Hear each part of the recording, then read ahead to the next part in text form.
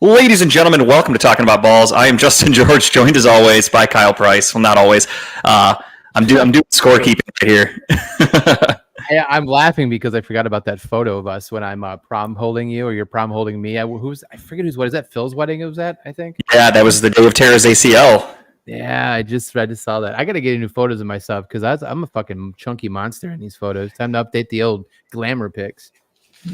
All right, I'm doing the scores really quick. I have 21. I'm 21 and 11. Kyle is 17 and where are we? Whoops. Yeah, 17 and 15. And Tim with a great week. He went 9 and 7. Let me send that over to Tim. Yeah, I had zero time to get prepped for the picks, and I forgot. Normally, I would send them to George. I'll send them on Tuesday nights. So, ladies and gentlemen, we are here talking about balls. I literally just walked in the door like 10 minutes ago. We had photos at a sunflower field today. Our realtor set it up for family photos, so that's why we were Amy's Flowers or Amy's Field or something like that. Maria's Flowers or something like that.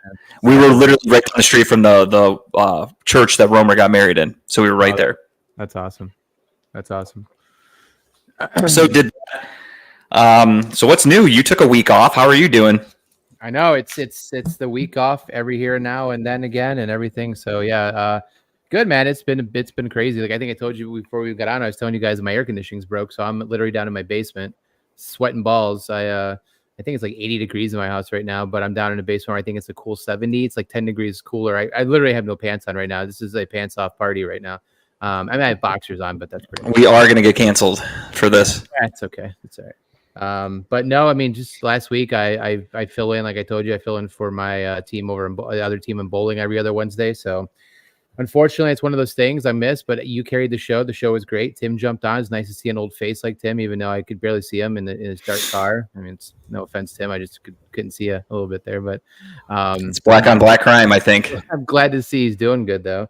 But no, it's been busy. I mean, we had, I think Beer Olympics last time we talked, they had Beer Olympics. You stopped over, you and the family stopped over for a little bit. That was fun. And then, this weekend going down to Columbus to do a Cleveland MGA versus every other MGA in the state of Ohio. It's called the Buckeye Cup. So we'll be down there Friday night, Saturday morning. And, it's a round robin scramble type thing. So it's kind of cool. I'm looking forward to it. It's the first time I'm doing it. First time I got picked to do it. So I'm it's gonna be kind of fun. I'm looking forward to it. But yeah, man, other than just being busy at work and air conditioning break, not very much going on in my life. It's pretty much same old, work, come home, do nothing, work, come home, do nothing. So yeah, that's about right. I mean, I obviously we just moved, so that's still getting settled in is taking forever because my roommate is never home. It's great. No, it's not bad. I'm dealing with a similar situation, Jess. I am the neglected wife here. Tara's been last week, especially. She normally she works Tuesdays and Thursdays. That's her work nights. So I come home from work. As soon as I get home, she basically hands me Teddy, and she's got to take off to go to work. So we've been doing that for since her birth. And last week she switched her schedule up a little bit just because there was a fire at her salon in the first floor. They're building a putt-putt course, like a bar, an adult putt-putt, if you will. So there's going to be, drinks and shit like that. And apparently during construction, there was a fire. So they had to close the building for like 3 or 4 days. They told everybody, if you need anything, come get it. Your stuff's all going to smell like smoke. You know how that goes. So she had to go there, get her shit. Spoiler alert, she's moving back to Strongsville, to a different salon closer to home. And because she's moving, the owner of that place was like, if you want to just do your clients here, you're more than welcome. So she was able to do her clients at the place down the street. So she did Monday night. And then on Tuesday, she went out, got her hair done with a friend and did her friend's hair. Alyssa left me home all alone again with the baby, which is fine. And then Wednesday, I did the show. And then Thursday, she left me alone with the baby again to go to work. Saturday, she went to Kelly's Island, left me alone all day with the baby again. Just keeps neglecting me and this poor kid, That's just a horrible person. Okay, it's you can manage sometimes without your significant other around, right? It's possible. No, it's fine. I want my own alone time. I love the baby and all, and then on Sunday she gives me the kid and goes, "Here, I want to take a nap. I'm going to sleep for an hour." So she gives me Teddy. Teddy's down there watching the Browns game with me. Next thing you know, about give or take 2 hours later, Tara strolls out of bed from her long nap. So yeah, she's well rested. She's making up for me being in Germany. I'll tell you that. She's definitely sticking it to me. She had this plan. She's like, I'm going to get you back. Don't worry about it. I really think this is spiteful, premeditated. She's doing this all on purpose. And she even asked me today, she's like, October 11th, Loreen's having a girls' night, so I'm going to leave. And I looked at the schedule calendar and I go, nope, I have a concert that night. So fuck you. You're not doing anything. I'm going to the concert by myself. Well, I'm going probably with Dave. Who's the assuming group? he actually, they're called Many Eyes. So it is the former lead singer of Every Time I Die. They broke up. It was harsh. They all hate each other. Well, they hate him, I should say. And they're coming to Mahal's. And Dave and I love the band. We love Keith Buckley. We're huge fans. So we're excited to go see Many Eyes for the first time. They were actually just here on Sunday. They were opening for Sum 41, but I wasn't going to that concert because it was football Sunday. Also Blossom, too. Fuck that place. Yeah, that also. But on the bright side, though, it was a pavilion-only concert, so traffic probably wasn't that bad. But yeah, they were here. They opened up for Sum 41, but I obviously wasn't going to that. So I figured they're coming to Mahal's. I'll go check them out at Mahal's or Mayhalls, however the fuck you pronounce it. But that's Mayhalls next at? month. It's in Lakewood. Oh, is it? Okay. Yeah, it's a very, very small place. It's actually a bowling alley. So they have like this little tiny concert room, and then that's where they put on shows, and it's awesome. It's a very, very intimate setting. Like you're literally damn near the stage. You could just, there's no security or anything like that. So like you're right up on the stage. Everything's right there on ground level. So you're gonna take Dave out of his dungeon and dust him off and put him in public? I'm trying. So the best part about it is it's a Friday night. So the show's on a Friday. So it works out to where it's like we don't have to worry about going home to go to bed. He even jokingly said, he's like, I don't know if I can make it that long. I'm old. And I'm like, dude, it's a fucking Friday. Stay up till 11. You'll be fine. The concert will end at like 11 o'clock. We'll be home by 11:30. You'll be fine. Him and I are the same age, and this man's going on 70, I feel like. I'm trying to get him out. I texted him today, and because I looked up tickets, and they're relatively cheap. I think they're $26.50 out the door. It says on there, no hidden fees, no nothing. It's $26.50. That's cheap for a concert nowadays. So I just texted him, and I said, are you in for the Many Eyes concert? Because if he is, I'll buy the fucking tickets. I just want to go to that show. So we'll see. My week, though, I really didn't do anything. I'm sure you could tell last week I was recovering from my sickness. I obviously feel a million times better. I really didn't feel bad last week. It was just more so I was very congested. So doing the 2-hour show and talking the entire time, I was feeling it the next day. But overall, you look better. You look better. I feel great. I'm well rested. I'm ready to roll. Again, a million things to do around the house. That was a water burp, too. What's your percentage of unpacked right now? Oh, dude, like fucking 40%, if that. Well, I take it back. We have a lot unpacked. It's more so just organizing. We're buying a lot of new things. So we bought a Murphy bed that's in the garage. We have to put that together. We bought a big gazebo for the backyard, like a full, like heavy one that won't blow away like our last one did during the tornado. That's still has to be built. Today arrived my new shelving unit that's going in the den, as we're calling it, the downstairs room, my man cave, if you will. The den, I like it. To call it the den, so I'm okay with that. So my shelving unit arrived today from Amazon. I have to put it together, and that's going to have all my sports memorabilia and shit on it. Our nightstands still have to get put together for the bedroom. We have our old ones that we'll get rid of, but we have new ones we need to build. We're buying rugs. We're getting the TVs mounted hopefully this weekend. So just it's a lot. Did you buy any new TVs yet? I bought 2 TVs since we moved in. Oh yeah, big ones, small ones, medium ones.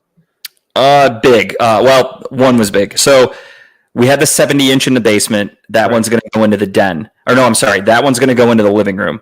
Okay. For the den, we measured it above the fireplace. The 70 would fit perfectly, but it's in a corner. So it was like, it would take up the entire opening. So we were like, well, we want a little bit of space. So I settled for a 65. So I got a 65-inch for the den.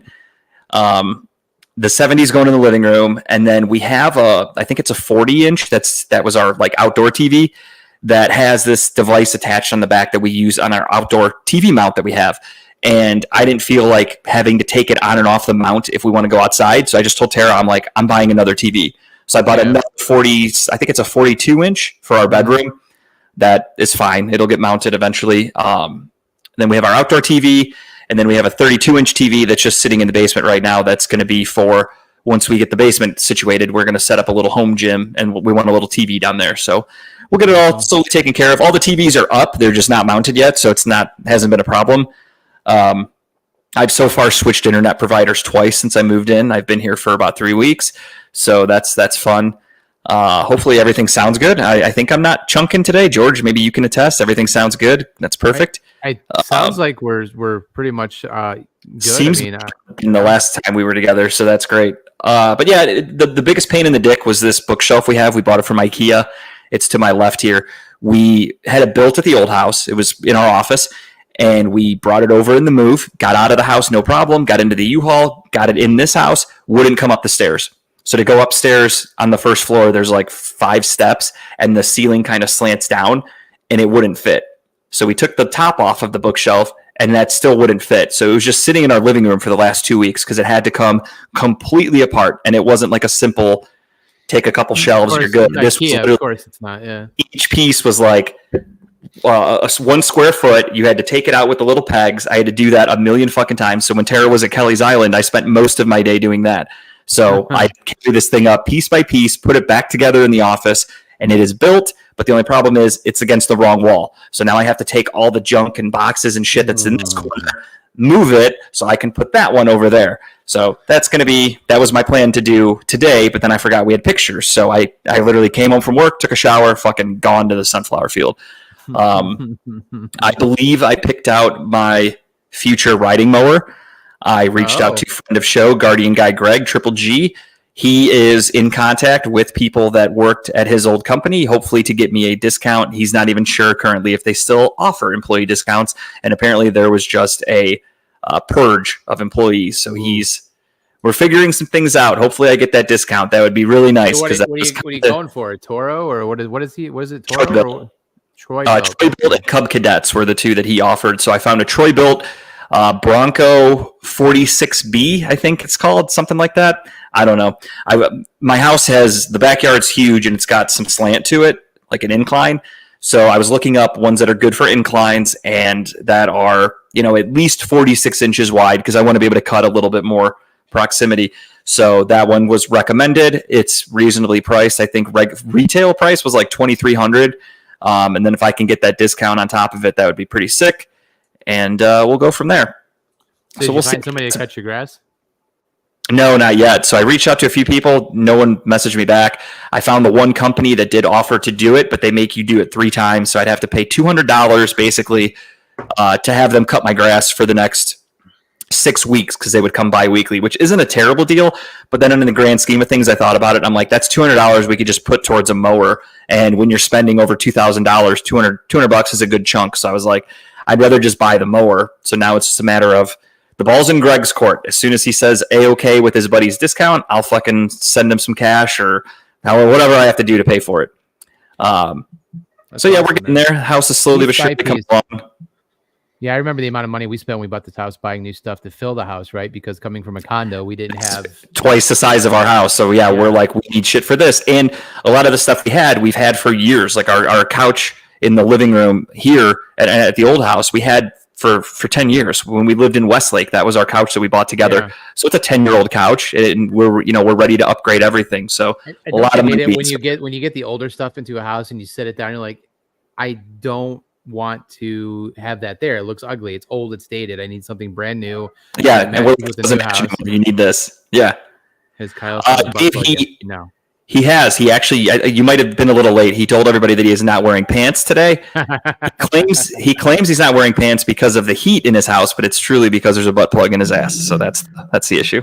We're ride or dying tonight. We're gonna see how it goes. I'm sitting on a bar stool right now with the butt plug in the butt. We'll see how long I can last here. So that's the challenge while drinking a Busch Light. So unofficially sponsored by this beer tonight. My side of the equation, at least.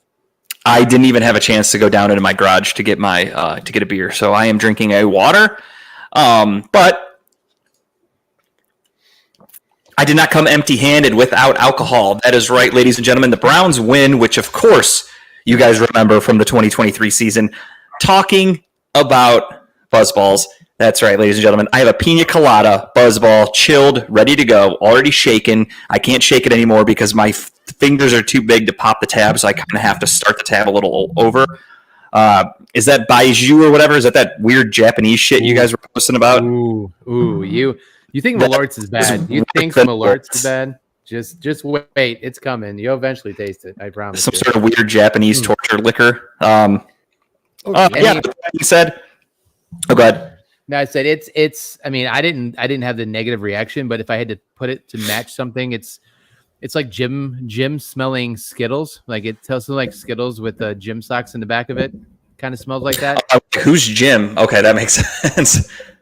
Gym socks. Yeah, gym socks. Sorry. Jim Halpert. But I'm ready for the Buzzball. I just poured a shot glass of it, so whenever you're ready, I'm ready. Kyle only had the big ball, so he had to make a little guy.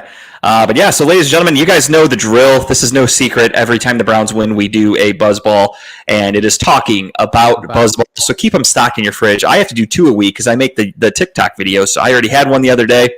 It was delicious. Really brought me back. I hadn't done one in a long fucking time because the Browns sucked the last couple of games that they played in the 2024 season, 2023 season, I'm sorry, and then against Dallas. So it's been a while. I did go out the other day and I bought more because, spoiler alert, I'm fairly confident in their chances this Sunday. So my fridge has 2 getting cold right now, ready to go for hopefully Sunday and next Wednesday. But for the time being, ladies and gentlemen, raise them if you got them. Toast your friends, your family, your enemies even. Who gives a fuck? It is talking about Buzzballs. Cheers. Cheers, everybody. Bottoms up.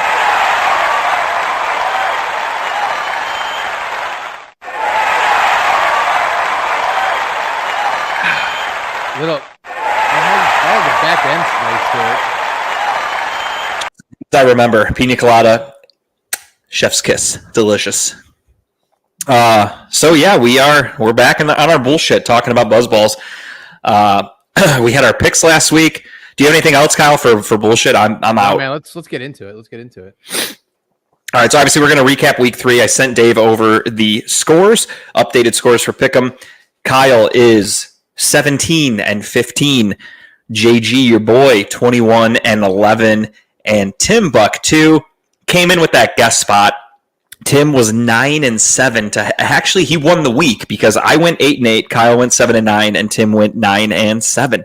So great showing from Tim Buck 2. Maybe he's with us today. Maybe you'll see. George has no numbers, so well, I just read them off. I don't know if you could just make a little graphic that has the scores. So I'm 21-11. Kyle's 17-15. If you want to make a little scroll, that's what we did in the previous seasons. Kyle is taking down he was having those Diddy parties. He has to take down the decorations from it. Dude, not to get on the BS segment, but Kyle just had a freak off. That's why he's wearing no pants and he's taking down the decorations. He was having a Diddy freak off party.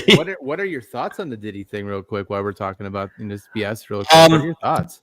I mean, my favorite thing is asking people, Did he do that? Is what I ask people. Did he do it? I mean, it's a weird situation. It kind of sounds. So there's things that sound normal, and there's obviously things that sound really fucked up. So right. You have the situation of, yes, he's a filthy rich, and it sounds like the richer you get, the more fucked up you get because you just you could do anything you want. So eventually you just bored with the normal stuff. You can stretch it, literally intended. So the rumor that started was that he would hire hookers, or he would have male prostitutes come over and he would have what's called a freak off, where he was jacking these people up with pills and drugs and whatever, so they could literally just have sex parties for like hours. He'd make, or days even. He'd have them fuck for like 24 straight hours, and he'd have IVs put into the people so they could get their fluids, and then they're right back to fucking. And then people started coming out and saying that he would, like he was offering money to fuck rappers and stuff, and like just weird shit. So if you go back to, I heard this today, I didn't even think about it. If you go back to the Cat Williams, Shannon Sharp episode, he said Diddy offered him $50 million for his virgin hole or something like that, is what Cat Williams said. And at the time, everyone just like, this guy's fucking crazy. What's he talking about? Now you're like, oh shit, did Diddy offer Cat Williams $50 million to fuck him in the butt? That's ridiculous. That's crazy. We talked about the Cat Williams thing when we were at Redline, right? And Tim and I and you all talked about it. We're like, and we said then that Cat Williams is going to be the most vindicated person in the next 5 to 10 years, because a lot of this shit's going to start trickling out and stuff, and he's going to just sit back and be like, "Told you so." You know, so I'm Yeah, it curious was to see what happens. it's weird. A lot of it seems like it's kind of true. But I yeah, so mean, the fact they denied his bail allegations to me coming is out they denied his bail. That's crazy to about me. they're worried about evidence tampering and witness tampering. So we'll see what happens. Some of the stories, it's like whatever. He's just a rich weirdo, so it's not a big deal. Like they said, they found 1,000 bottles of lube at his place. Some prostitutes came out and said that like, yeah, he would pay us and we'd have to go there and like, you know, all these different guys would bang us and like, you know, they'd bang for hours and shit like that. It's like, okay, you're a prostitute. You're literally getting paid to go there to get banged. So that's kind of the job, I guess. Not something that he should be criminally indicted for. Then there's the weird shit where he was like paying dudes to fuck him in the butt. Not a crime. Weird, but not a crime. But then some of the people came out and basically said that like they didn't know what they were in for. They would go to his party and then it would turn into like this sex thing and like they would have to put out for all of his boys and like whatever, some of these girls. So yeah, that's sex trafficking. That's human trafficking. So my big question is, it definitely seems weird. He's like, how soon until Diddy's dead? Yes, that's what I'm saying. Who else is he going to bring down with him? Because you know that he has a shit ton of information, I'm sure, that he's probably going to sing for. So does he make it long in prison? If he goes to prison, is he going to throw people under the bus? Like, I really want to know the fallout of this. I'm curious what happens or what comes from it. Really depends on who's on the list and who's got that kind of power. Because as far as I know, he's never hung out with the Clintons, so he might be safe. That's the kind of the number one thing. If you don't have the Clintons on your list, you're all right. So we'll see. You know, it's definitely going to be interesting. Somebody called in today. I was listening to Rover, and somebody was like, "Hey, I know LeBron James and Diddy were friends, so I bet LeBron's known as a squeaky clean guy. I'm curious to see if he gets thrown in the mud." And everyone's kind of like, just because LeBron was friends with him doesn't mean that like he was going to these fucked up parties. LeBron strikes me as the kind of guy that would not participate in stuff like that. So I'm not too worried about him getting dragged in the mud. But then again, man, these rich people, you never know. You know, watch it come out that like Trump was on that list. Like, I mean, just that I wouldn't doubt. I could see him like if Diddy comes out and he's like, I paid Trump $1 billion to fuck him in the butt, and you're like, oh God, Trump. You never know. Crazy things could happen. Rich people, man, I'm telling you, it's fucked up. So we'll keep an eye on that. Very weird. We live in a weird time too, where it happens with everything. I mean, you weren't here last week to talk about it. Like I didn't talk about it on the show, but like the dogs and cats being eaten by Haitians thing just took off to the point where there's bomb threats in the Springfield City Hall because people are truly convinced there are dogs and cats being eaten by Haitians, and it's just not happening. But the word spreads, and people just believe misinformation. So the same thing with this Diddy shit. Diddy is automatically just everyone saying he's the fucking worst person and this and that. But for me, I've always been, and I can't say it for Deshaun Watson, and I can't not say it for Diddy, innocent until proven guilty. That's my belief. Everybody wants to just scold Diddy as they're scolding Deshaun Watson, as they're scolding the people in Springfield, the Haitians, I should say. I need evidence. Innocent until proven guilty. We just believe everything we see because TikTok's available, because somebody comes out and makes a claim. For instance, I have a buddy who's very close to knowing Conspiracy Carl. I feel like he probably does have a tinfoil hat on. And he believes everything. He messages me all the time. He sends me Facebook videos, and he's like, "Yeah, the media is controlled by this and that," and he's just fucking bonkers. Do I know this? Do I know this person? No, I don't think you've ever met him. My buddy Bill. Shout out to Bill. So he sends me a video like yesterday, and he's like, "What's it called? BlackRock." He's like, "Look at BlackRock controls the world." When you Google it, yes, BlackRock is a very, very wealthy company that owns like a million different TV stations and media conglomerates and stuff like that. And I looked at him and I said, that's not breaking news. Most TV channels and stations and organizations and shit like that, they're owned by like one group. That's how that's always been. I said, I read a book about it. There's a company, I believe they were called the Murdochs, but I could be wrong. I don't remember. I just read it not that long ago, but it was about a wealthy family that it's essentially the show Succession. Yeah. But a true story in book form about a family who owned like CNN. They owned fucking different news stations. So they controlled what you saw. That's not new. So he's showing me that, and he's like, look at this. They're controlling what you see. You're brainwashed. They're going to take over the world. They want you to do this. And if you vote Kamala, he's a big anti-Kamala guy, big Trump guy. So he's like, if you vote Kamala in, they're going to take away your freedoms and they want your land and they want you to watch this and do that. I'm like, dude, I'm really not too concerned about these things that you're freaking out about. And then yesterday he sent me the one about BlackRock, and he's like, look at BlackRock. They own this station and this channel. This woman who made the video, she's probably going to go missing soon. I'm like, I really don't think so. It's not a hidden secret. You could look up BlackRock and look at what they own. She's not telling you anything you can't find yourself. And I even suggested to him, I said, watch the show Succession. It's literally what you're explaining. This family owns all of these media things, and they can control what you see. They can make a guy who's going to run for president. They can do these different things behind the scenes because they're so fucking powerful. I'm like, that's not new. That's not breaking news. But to him and his tin hat, he's freaking out about it. And he's like, they're controlling the media, and that's why you can't see it. You watched it on this news station? Yep, that's why you think that. Like, he's that kind of person. So what makes me laugh about this is back to that cat thing. It's like the one woman, I think what the woman in Canton is the one that got accused of eating like her neighbor's cat or whatever, right? And that blew up to the whole like, because there's like a police video of the cops like, what's in your mouth? Like, did you really eat that cat? Blah blah blah, whatever, right? A woman did eat a cat. But she wasn't Haitian. She wasn't from Springfield. No. And then all of a sudden it's like, I don't know. It's crazy. An American woman from Canton, Ohio, who is just crazy and has a rap sheet a mile long, who's been arrested multiple times and in trouble since like 2016 in Canton, did kill a cat and start eating it because she's a fucking psycho. Don't get me wrong. Crazy. But everyone just went, Haitians eating cats. And it was... And what's funny to me is like there's 3 Springfields, I think, in Ohio. Isn't there 2 or 3? So no one knows exactly what Springfield is like narrowed into. So everyone's getting it. In Springfield, you're getting bomb threats. You're getting people that are there protesting. Like, it's fucking bananas. Isn't the city? What's the city's name in The Simpsons? Is it Springfield as well? I can't wait for this fucking episode. Then I know it's coming. So the joke of everyone's been posting that already. They were posting pictures of Santa's little helper, and I forgot the cat's name in the show, but they were posting pictures, and they're like, meanwhile in Springfield, because the Simpsons always called themselves Springfield. They never tell you what state they're in. It's anywhere in the USA. Sometimes it's super hot. Sometimes it's snowing. Yeah. You don't know if it's on the East Coast, West Coast. They're just Springfield. They never say a state. That's the cool thing about the Simpsons. So yeah, Springfield, Ohio now is bigger than Springfield in The Simpsons because people are talking about it all over the world because someone on the television told Trump that they're eating their dogs. And somebody made a remix video of that into a song, and I fucking love it. No bullshit. I'm going to play it really quick. The audio quality might not be great, but I don't care because I want everybody to hear it now that I think about it. Let me find it really quick, and I will put it up to the microphone.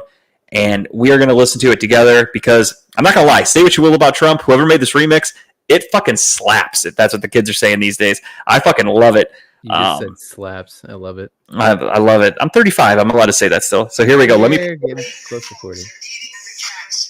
I'm on the cutoff. Eating the dogs, they're eating the cats. Eat the cat, eat the cat. They're eating the dogs, they're eating the cats. Eat the cat, eat the cat. They're eating the cats, they're eating the dogs. Eat the cat, eat the cat, eat the cat.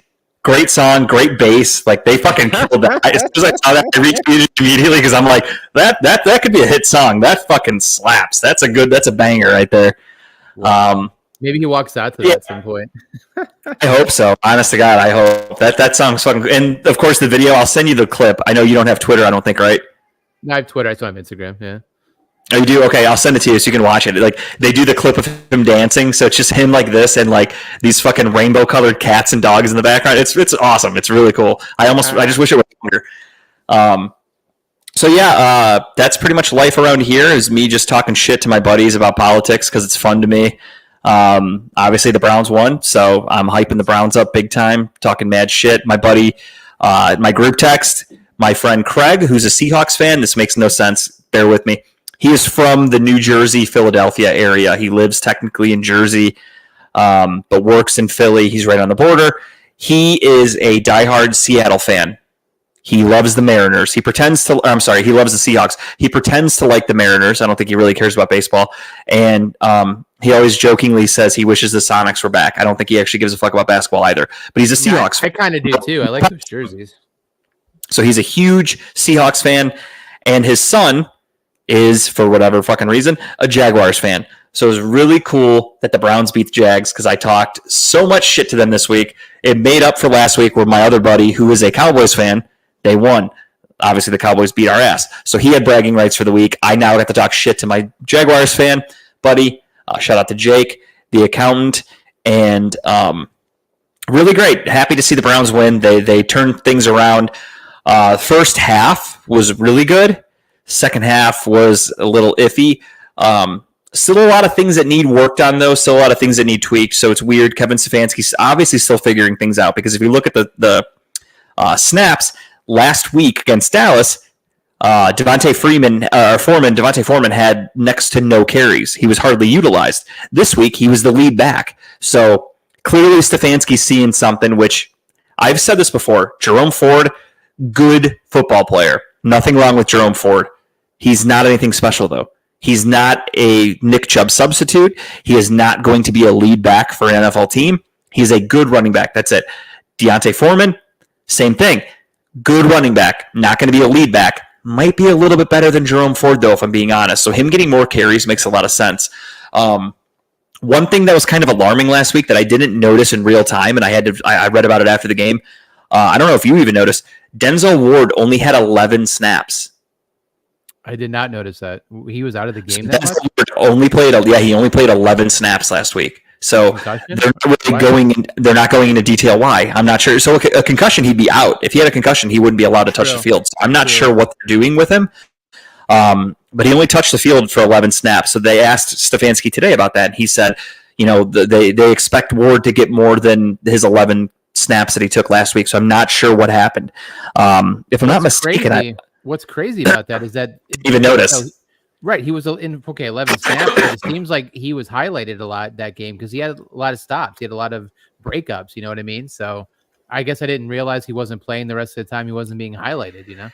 It almost makes me think that that's something like, obviously they have scouts all over the field and in the booth and shit like that. So it makes me think that somebody from the Jaguars saw him like in and out of the game, and they were like, this guy's not 100%. Go after him. So when he would check in, they would target him, thinking we're going to get this guy, and he held his own because Denzel Ward's pretty fucking good. Right. Let me go back. I just saw the injury report. Yeah, let me see. He's not even on it, so I don't understand. Makes no sense to me. He only 11 snaps. Maybe a disciplinary thing. Yeah, I was going to say, do you think it's he's in trouble for something? I mean, nothing came out. Nobody asked that to Stefanski. He just said, I think it was yesterday, he had his press conference, and he said that they expect Denzel to get more than his 11 snaps. So I'm not sure. He might hopefully not even have to play 11 snaps this week because the Giants are fucking hot dog water, but we'll see. We say that now, but for some reason I have a feeling that Daniel Jones is going to do something. If we were in New York, I'd be worried. In Cleveland, I'm not too worried about it. I like your optimism. The Giants are that bad. I really think they are that bad. Daniel Jones has thrown more touchdowns to opposing defenses than he has his own team in the last two years or something like that. So I'm fully. I forgot who I was listening to today. There was a media guy who said, the defense is going to be charged up because they're facing a shitty Giants team. So the defense is going to come away as like they want a shutout. That's how bad this team is. B, they're going to want turnovers. They're going to be pissed off if they don't get turnovers. And C, they probably will be pissed off if they don't score a touchdown. So the defense is going to be looking to score this weekend. So I'm very excited about that. Defense was good. I mean, in last week's game, not to cut into what I know you're going to go into, but I mean, no, you're fine. They had 53 total yards by halftime, I think. Not even that. I mean, it was insane how much they were locking that team down. They were really shutting them down. What really helped them stat-wise was obviously there was the play where JOK missed sacking Trevor Lawrence by like an inch. And by missing him, there was no spy. So he ran for his career-long run of 32 yards or whatever the fuck it was, got them in the red zone. So other than that, they were really good. He had the one deep ball to Brian Robinson, which was just a perfect throw. The defense was there. It was just a perfect throw. Other than that, we really held them. We shut them down for the most part. In the red zone, they played really well. Jordan Hicks and JOK were, in my opinion, the MVPs of the game. Yeah. Myles Garrett, same thing, though. He was dominant, even though the stat sheet's not going to show it. And that's, again, where haters don't understand football. I watched so many people that break down film for like a fucking living. They showed that play where we got the safety, and they said, yes, Alex Wright made the sack and got the credit for the safety, but without Myles Garrett, that play doesn't happen because Myles Garrett pushed that pocket. He destroyed the left tackle, and it caused Trevor Lawrence to step up and have to like get out of the pocket a little bit, and that's what opened up that sack opportunity because Myles Garrett did so well. There are multiple clips where Myles Garrett got fucking tackled, straight up tackled, and Gerald Ryder asked Stefanski about that today, and he said, "What are you doing to address these issues? Like clearly he's being held. What are you doing?" And he jokingly said, "Daryl, are you trying to get me fined by the league? You know I can't talk about the officials." He goes, "But let me just tell you that before every game, I go up to them and talk to them about 95, and I let them know, hey, keep an eye on that because we know it's not legal what they're doing." He got tackled like 2 or 3 times that game. Like Myles legit got tackled. He should have probably had 2 or 3 sacks easily. He had the 1 strip sack, which is great. I mean, we're 2 weeks into the season. He already has 2 strip sacks. So he gets there. He's getting to the quarterback. I need a little more from everybody else. Za'Darius Smith is a ghost. Okoronkwo, he had a couple decent plays, but overall he's kind of small. I need somebody a little bit better on the opposite edge. That's why Alex Wright's been playing really well. Defensive tackle-wise, Mo Hurst didn't do much. We've got a couple injuries on the D-line. Obviously, we have Michael Hall on the commissioner's exempt list or whatever. We could really use him. I'm very, very excited to see him hopefully touch the field soon. I know his update with that. I mean, is it his court date got pushed back? I forgot the exact date. It might have been, I think, yesterday. No, we would have heard something. I could have sworn it got pushed back to the 16th. But didn't the girl like recant everything? Like, so is this really She just a formality? Yes and no. What I think it is the Browns kind of went to her and told Michael Hall or his lawyers or whatever, basically said, hey, listen, if you do this, he's done. If you don't do this, here's what you're going to get because he's going to be a filthy rich man in the NFL. And she was like, never happened.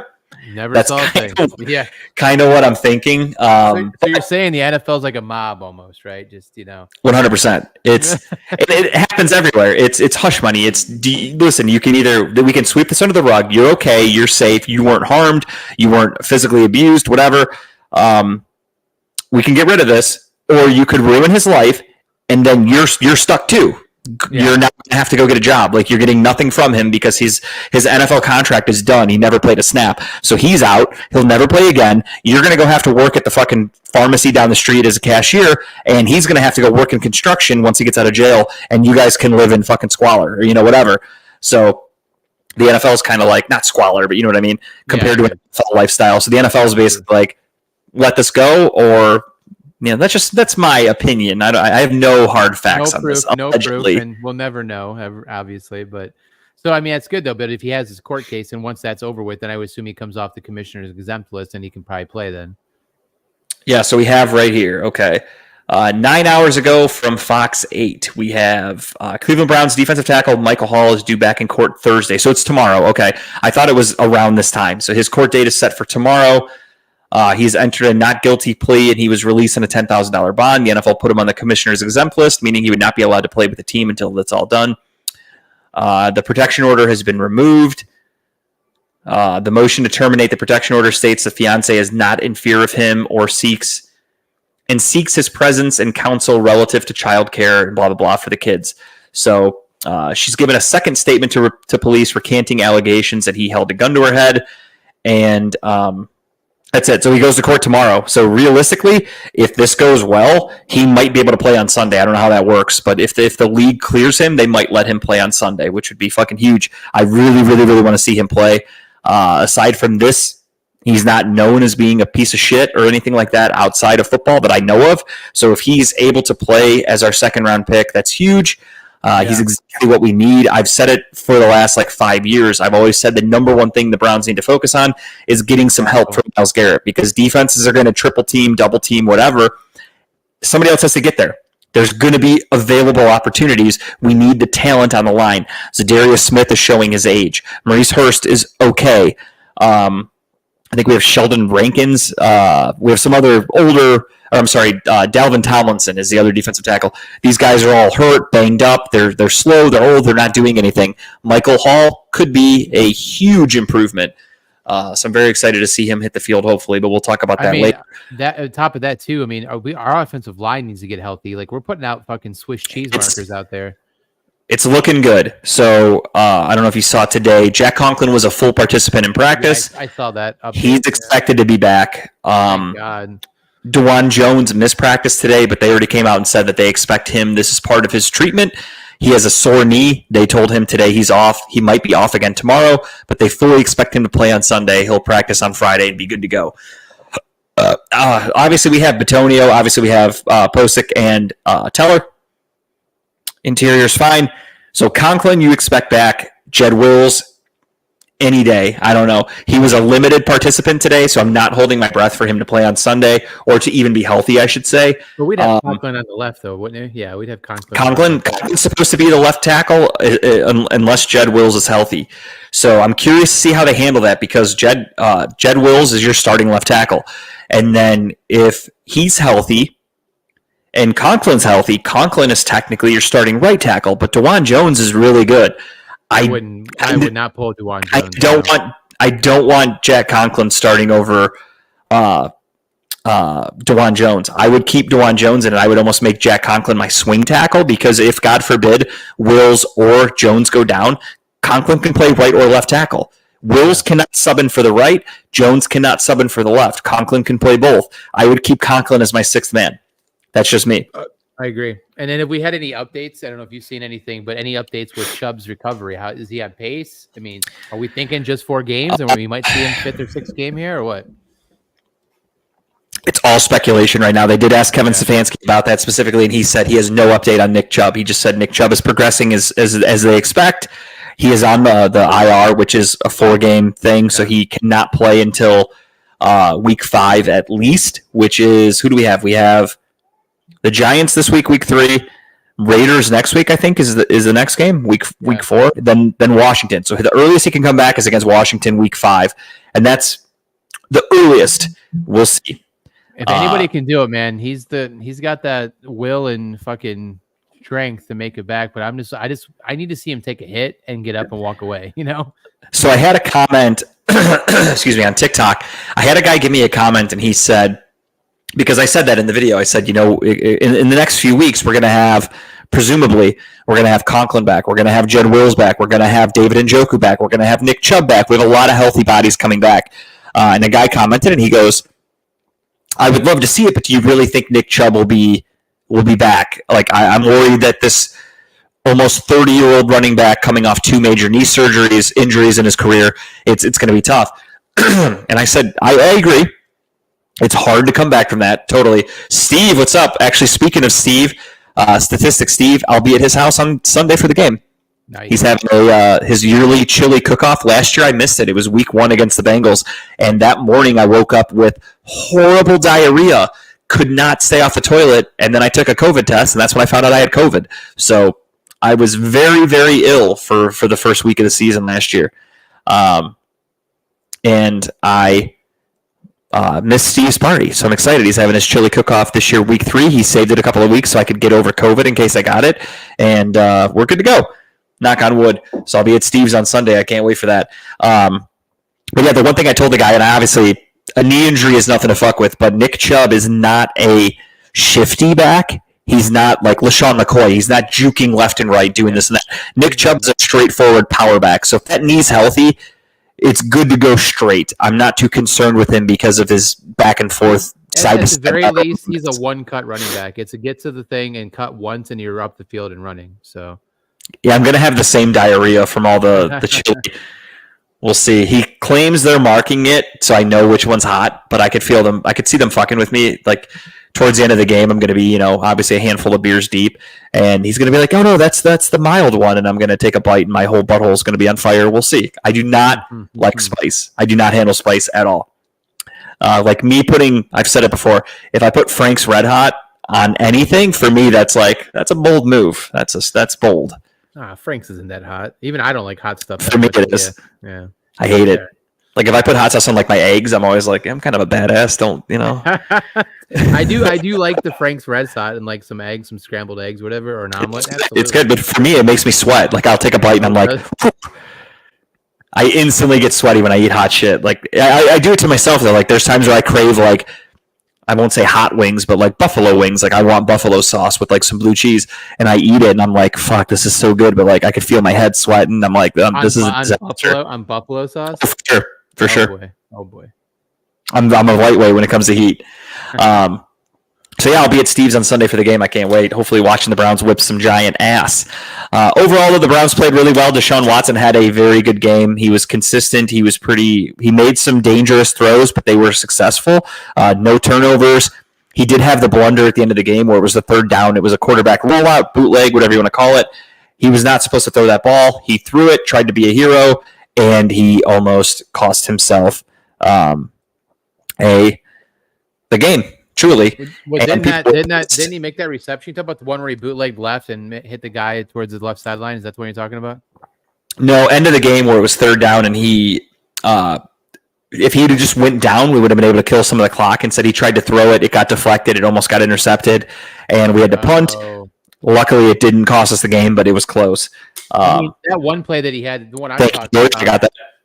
Where he there's a burp, where he bootlegged out left, and I forget the receiver, but the receiver cut across left, and he made that kind of jumping throw while getting hit, and the receiver obviously caught it, and that right there is kind of what you expect out of Deshaun Watson. That's the kind of play extension that we hope to get out of this guy, right? When he starts getting loose and comfortable and having more fun in the pocket, that's the kind of quarterback, not the sit and wait, because what happened in week 1, he held the fucking ball way too goddamn long, and look what happened to him, so.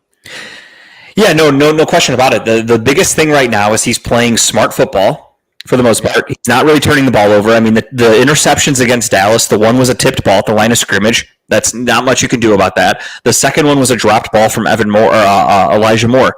The Jaguars game, yes, the one ball got deflected. Wasn't a turnover. He had zero drop passes with the Jaguars, though. Cooper dropped a lot of passes that were right in the fucking bread basket. The Browns lead the league in drops. We are at 8. So for all the people that are like posting Deshaun Watson's stats and saying he's garbage, 8 drops. One of them was a major drop from Amari Cooper. That one third down ball. Over the head? You talking about the one that came over the head? Yeah, it would have been a give or take 25-yard completion. Who knows how long Amari could have run. The one drop against Dallas that Amari had was a touchdown. I know it was garbage time, but stats are stats. That would have been a 40-yard completion for a touchdown. Instead, it was 0. It was an incomplete pass. So that that hurts your stats. So the people that are bashing Watson, he graded really, really well from PFF on Sunday. If you're into analytics, I know a lot of people only like it when it benefits their narrative. I get that. Deshaun Watson graded pretty well, and that is, again, the Browns lead the league in drops. So Deshaun Watson's doing just fine, in my opinion. Let me ask you something. He was brought here, of course. Yeah, sure. So maybe I'm just seeing things or whatever, but do you think that he doesn't have as much zip on his ball now? Like when he throws balls across the middle or whatever, it just doesn't seem, to me at least, maybe I'm just seeing stuff, but it seems like it's a little slower than normal. Like he's kind of just like almost shot putting the ball, like he doesn't have like the touch or the zip on it anymore. I don't know. Maybe I'm seeing things, but I just want to get No, it definitely looks a little weird. He doesn't look like himself. Right. It's just weird. What I would say, the best way I can describe it, and I've said this for the last 2 years that he's been here, I feel like he is just not this offense we're running is not a great offense for him. So he is indecisive. He is trying to adjust and trying to do things that he's not super comfortable doing. I know it's you would think a professional NFL quarterback could kind of, I won't say adapt to any offense, but I feel like he could be able to adapt to what we're doing with Stefanski, because look at the other quarterbacks that have adapted. Baker Mayfield played great in this offense at times. Jacoby Brissett played great in this offense at times. Joe Flacco played great in this offense at times. So you would think Deshaun Watson could adjust, but it also feels like everyone's very not on the same page a lot of times. Amari Cooper, dropping balls left and right. You have Jerry Jeudy, who's a good wide receiver, but he's known for drops. You have Elijah Moore, who's kind of a bust. He was a second-round pick for the Jets, but he's not living up to that hype. He drops passes. That's why we had an interception against the Cowboys. So you have these inconsistent pass catchers. David Njoku, he had huge drops against the Dallas Cowboys. Nobody talked about it after the game because they only wanted to bash Watson. They wanted to talk shit about Watson. They wanted to bash Stefanski's play calling. And they talked about how poorly the Browns did against Dallas, which they did. However, huge third down drops from David Njoku that would have led to that were drive killers. So that's like Njoku's MO, though, right? That's his MO. He's the ones catches the hard ones always. So there's things like that. This whole team, again, it's a team sport. Football is the ultimate team sport. It's easy to blame Deshaun Watson. If he makes a horrible decision and throws an interception, you can't blame anybody but him. Yeah. Sure, I'm not going to argue that. But when guys are dropping passes and the offense isn't moving the ball, you can't blame Watson for the offense being like, well, they didn't get any first downs. They have no yards. Okay, if Amari Cooper, because that was another thing I saw the other day, people were talking shit and they're like, well, yeah, we won, but Watson only threw for like 185 yards. Okay, we won the game. What more do you need? Then go back. If Amari Cooper catches that ball, there's an extra 25 fucking yards on his stats for the day. He's over 200. It's so weird to see Cooper drop those balls. Like, you pretty much think as Cooper has sure hands, crisp route running, good hands. It just was crazy to see that. He had like three. It's a weird three situation drop passes I counted that should have been like easy catches for him. And he's always been known as sure-handed. He's, Mr. Consistency. I'm not saying he's doing it on purpose, but it feels like he's checked out almost from the Browns. I said that exact same thing on Sunday. I said it seems like this is kind of his way of like in your face. I heard you wanted to trade me potentially, blah blah blah. I don't know. It's weird.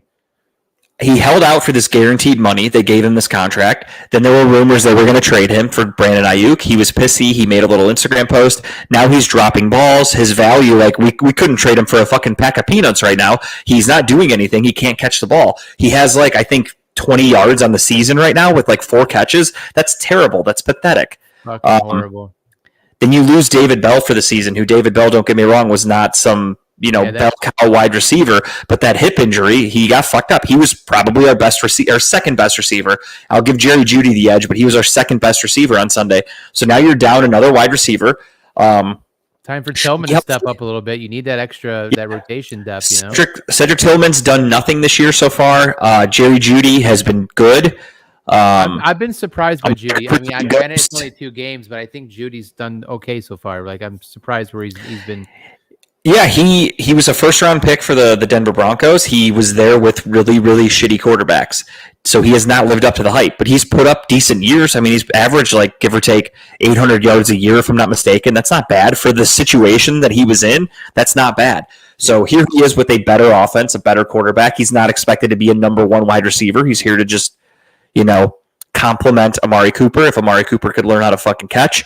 And, huge kudo credit to the Browns for winning that game on Sunday, because it looked good in the first half, as we said. Second half, the Jaguars kind of figured some shit out. They moved the ball. They were making it close. Some bonehead decisions. But again, same issues that happened against Dallas. You lost David Njoku against Dallas, so losing your number 1 target almost, give or take, on offense, that's huge. That was a good one. Yeah. David Njoku is a major part of this offense. Losing him is huge. You still obviously don't have Nick Chubb. You started Deontay Foreman. Your offensive line is still a mismatch of who knows. Foreman looked good. Foreman looked good. We were starting Hudson at left tackle. Then DeJuan Jones got cramps, and we were filling guys in at right tackle. Amari Cooper can't catch. Jerry Jeudy was essentially your number 1 wide receiver. Elijah Moore was doing very well out of the slot. Yeah, no Njoku. Yeah, so you had a lot against you. And then on defense, to do what they did to Trevor Lawrence when they were double teaming, triple teaming, holding, tackling Myles Garrett, and you only had Denzel Ward for 11 snaps, which is still, I don't understand why. The fact that they were able to win that game, hold them to 13 points, is huge. Jacksonville looks like one of the biggest bust teams of the year. I feel like they'll be in a rebuild soon. They just paid Trevor Lawrence a lot of money. Such a talented team on paper, right? ETN, you got Trevor Lawrence. I mean, you got the receivers. They got Kirk. They have a team, right? And they were. I honestly think I might have picked them to win that division, or at least finish second at division. But yeah, I mean, that's surprising. Houston. I truly did. I thought it would be them in Houston competing for the AFC South. They They couldn't? Oh, thank you, George. That's a new one. We got a 60-minute notification. I've never seen that Oh, before. suddenly we offer to help something here. And now we get these cool notifications. Weird. He's giving us the light. He's letting us know we're running out of time. But no, so the Browns looked really good at times, but they did what they had to do to win. They beat a team with, again, as you said, the Jaguars underperformed, but they have a very good roster. Yes, In on Jack- defense, in they have Jacksonville, some too. huge, yeah, on the road in Jacksonville, in that heat, in that humidity, they did it again. Jacksonville had a couple huge injuries. They lost their best corner and a safety. Were out for that game, but whatever. Injuries happen. The Browns are playing with some weaker people as well. Sunday. That's it. Get out there and take a W whenever it's in your face. So huge win for the Browns, 1-1. I'm very happy. With that being said, it is time to go around the rest of the NFL, and we will start with Thursday Night Football, where the Buffalo Bills took on the Miami Dolphins. The Buffalo Bills beat the ever-loving shit out of the Dolphins, and lo and behold, who saw this coming? Damar Hamlin, of all people, almost killed Tua Tagovailoa. It's like the joke writes itself here, man. That's hilarious. How does it happen? I text everybody, and I'm like, holy shit, Damar Hamlin killed a guy. What are the odds? Does Tua need to retire? Does he need to retire? Yeah, so I saw some people, shout out to Don P. from Redline Radio, Pizzle. So he made a post where he was basically telling Brown fans that were saying Tua should retire, that they need to look at their own team because of Denzel Ward. Yes, Denzel Ward has had like 4 or 5 concussions. I've never seen Denzel Ward collapse and convulse. Huge difference in the concussions, in my opinion. And that hit didn't even look like it was that hard. It was just the way his head snapped, basically. So in real time, it looked like Damar Hamlin fucking cracked him, and I was like, oh shit, he got him good. Then I watched it and on the replay, and they even interviewed Damar Hamlin and asked people, and they're like, no, that was a pretty basic stance. Like Tua ran into him, like he was literally just going to wrap up and tackle, so he didn't do anything wrong. Not that there was nothing malicious about it. Basically, is what I'm trying to get at. Tua went down. He was convulsing. They said his hands were like twitching and shit. And that's not the first time that's happened. Remember when he got fucked up the one time and they were like, "Oh, he's got back aches," and he was literally falling over and couldn't stand up. And they lied about his concussion. That was his first concussion he had in the NFL. Yeah, I'm not going to tell a guy. Not my place to tell somebody to retire. However, if shit like that's happening, you might turn into Aaron Hernandez before you know it. So we'll see what happens. I don't know. Can't wait for that documentary or that docu. The Tua. No, Tua's going to end up. The Aaron Hernandez. Oh, that Aaron Hernandez show. Yeah, I don't know. I'm kind of indifferent. If it was a documentary, that's one thing. But the fact that they have like people playing characters, it weirds me out. I don't know. It's like that O.J. Simpson one where they had was it Dwight? What's his name? Playing O.J. What is his name? Oh, shit. Cuba Gooding Jr. Yeah. That was fun. That was kind of fun to watch for a minute. That was good because that had good people in it. This Aaron Hernandez one, I haven't looked at it too much, but I don't recognize any of the people. No, I don't either. A bunch of C players, it looks like. Yeah, so I don't know. I might watch it. I'll wait and get reviews. If people say it's good, I'll check it out. So this Buffalo game, I did not see it going this way. I thought it was gonna be like a shootout, and it was such a letdown. I mean, I picked Buffalo to win only because preseason I said Josh Allen's going to win MVP. So in order to win MVP, he's going to have to win these kind of games, and he went out there and fucking dominated. Actually, James Cook dominated more than anybody, but a win's a win. So Buffalo wins 31-10. Then you got the Saints 44-19 beating up on the Dallas Cowboys. Are the Saints legit? Derek Carr is the real thing right now. That guy just fucking he's fitting into that offense perfectly, and that defense is pretty damn good. So Derek Carr was a decent, very good quarterback with the Raiders. He was a guy that before we got Deshaun Watson, obviously, he was a guy that I had mentioned of like, I wouldn't hate that acquisition. I don't mind Derek Carr. He's a good quarterback. He went to New Orleans last year, his first year there. Wasn't great. He was injured. Not really a true consensus of his abilities.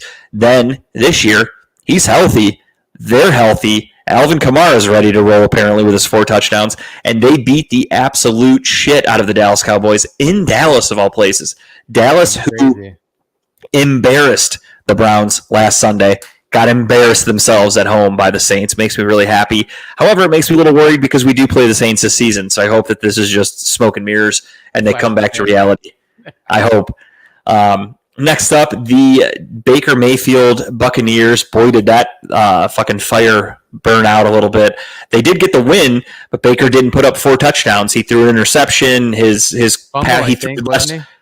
He fumbled. He got sacked. Like, no bullshit. I think Aiden Hutchinson sacked him 4 or 5 times alone in that one game. So they won. Don't get me wrong. They held on for the W, but Baker was no longer the MVP candidate. And I truly haven't seen any posts begging for Baker this week, which has been nice. But they got the W in Detroit. Horrible coaching decisions by Dan Campbell again. He even came out and admitted and said this loss is on me. And he was almost crying after the game because he's super emotional. That's always been my knock with Dan Campbell. I think he's a good coach. I think he's great. He can get guys to run through a fucking wall for him. But he's a football player at the end of the day, and he's going to make very stupid decisions, and they're going to cost his team games. And when you not only, out of their last 3 games they played in, Dan Campbell cost them 2 of them. They won last week against the Rams, sure. Great win. Buccaneers lost because of Dan Campbell. The playoff game against the 49ers, you should have been in the fucking Super Bowl, but you lost because of Dan Campbell. So I always said he is going to be the biggest thing standing in their way, and lo and behold, it's happening right in front of their face. So he's got to get his shit together. The Sam Darnold-led Minnesota Vikings look like one of the best teams in football. I don't understand it. They beat up on the 49ers 23-17. George probably isn't too happy about that. George is a Niners fan. It's their defense, man. I mean, I was watching all 22 and somebody's breaking down the defensive schemes they were running against the 49ers. They would start in one formation. They would hide the true formation. And then as soon as that ball was snapped, they went right into a different formation. Like I forget the defensive coordinator's name. Is it Flores? Brian. Yes. Flores. Yep. Dude, he's running that defense is legit. That defense is being perfectly schemed to whatever team they're playing. And I think the Vikings are for real, man. It's only week 2, but still. When we hired Jim Schwartz, I love Jim Schwartz. I think what he does with his defense is great. But never forget how much I wanted Brian Flores on this Browns staff. I'm a huge Brian Flores fan. So shout out to the Vikings. They are 2-0. His comeback tour. I think Flores does 1 year at DC. I think he's getting coaching calls next year. If they keep playing like this, no question about it. He's young enough. He'll be a head coach. Malik Willis ends up beating the Colts. Anthony Richardson sucks. I think he threw 3 interceptions. I gave the Colts the benefit of the doubt. I thought, okay, they're going to be able to win this game because it's Malik Willis. Boy, was I mistaken. Josh Jacobs ran for like 150 yards. The Colts are garbage. Anthony Richardson sucks, as I predicted. And the Packers get the win 16-10. The New York Jets struggle to beat the Titans. I really thought this was like my lead pipe lock of the week. They were going to win this game by a lot. And the Titans held their own, even though Will Levis is a fucking idiot and cost his team a game for 2 weeks in a row. And his head coach is really yelling at him on the sideline. Hilarious. Everyone knew what the fuck that's he said. Callahan. Sorry. Everyone knew what he said as soon as he said it. The camera couldn't cut away. What are you doing? And good point. George put in there, Dan Campbell's going to be a coach for a long time. I agree. It's more so just if he keeps making these mistakes in Detroit, he's going to wear out his welcome. Some other team's going to take him, but if you keep costing your teams games, eventually they got to move on, in my opinion, because you have to just make a point, I guess. Next up, we've got the Seattle Seahawks winning overtime against the New England Patriots. I knew that game was going to be fucking close. My buddy that's a Seahawks fan, I told him I picked the Patriots to win, as I did in our pick 'em last week. I was so close. I knew it was a long travel for the Seattle Seahawks. The Patriots look good, not great. They look like they at least play with heart. So I'll give Gerard Mayo the credit on that he at least gets his team ready to play. They may not win a lot of games. They may end up winning only 4 games this whole season, but he gets them ready to play, and that's great. Very happy that they beat the Bengals. I mean, I'm not mad about that week 1. Very happy that at least if they only get 2 or 3 wins this year, I'm happy one of them was against Cincinnati. But the Seahawks improved to 2-0. They're probably one of the, I don't even want to, who cares that they're 2-0? Like, they're not a team that is a legit threat. You know what I mean? They're not like, oh shit, look out for these guys. Like 2-0 for them. It's like, let you know the Steelers are also 2-0. We're going to put them in the same category. Okay. Exactly. Like for me, let's look at some of the 2-0 teams. You have the Bulls are 2-0, legit. I would say they're a contender. The Saints are 2-0. Too early to say. I don't know what I'm saying about them. I don't know. I have mixed feelings. Buccaneers 2-0. In my opinion, not a true contender. The Vikings are 2-0. in my opinion, not a true contender. I feel like Sam Darnold will come back to earth. Seahawks 2-0. Nope, don't care. Not interested. Who's the other team you mentioned? You said the Chiefs are 2-0. They're obviously legit, no question. Pittsburgh's 2-0. Not real, in my opinion. And then Houston is the other undefeated team, the Houston Texans. So they are pretty good. They almost lost week 1 to the Colts, almost lost to the Bears. So to me, they're a beatable team. Good for them for being 2-0. They look like they're on the up and up, but they also look very beatable.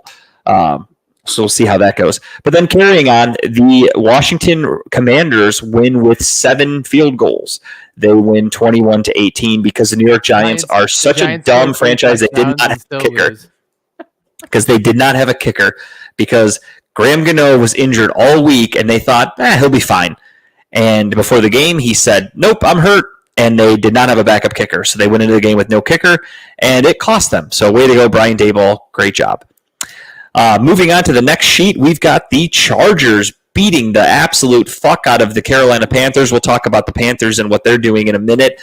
Browns obviously win 18-13. I just dropped my pen. I can't see where it went. I got it.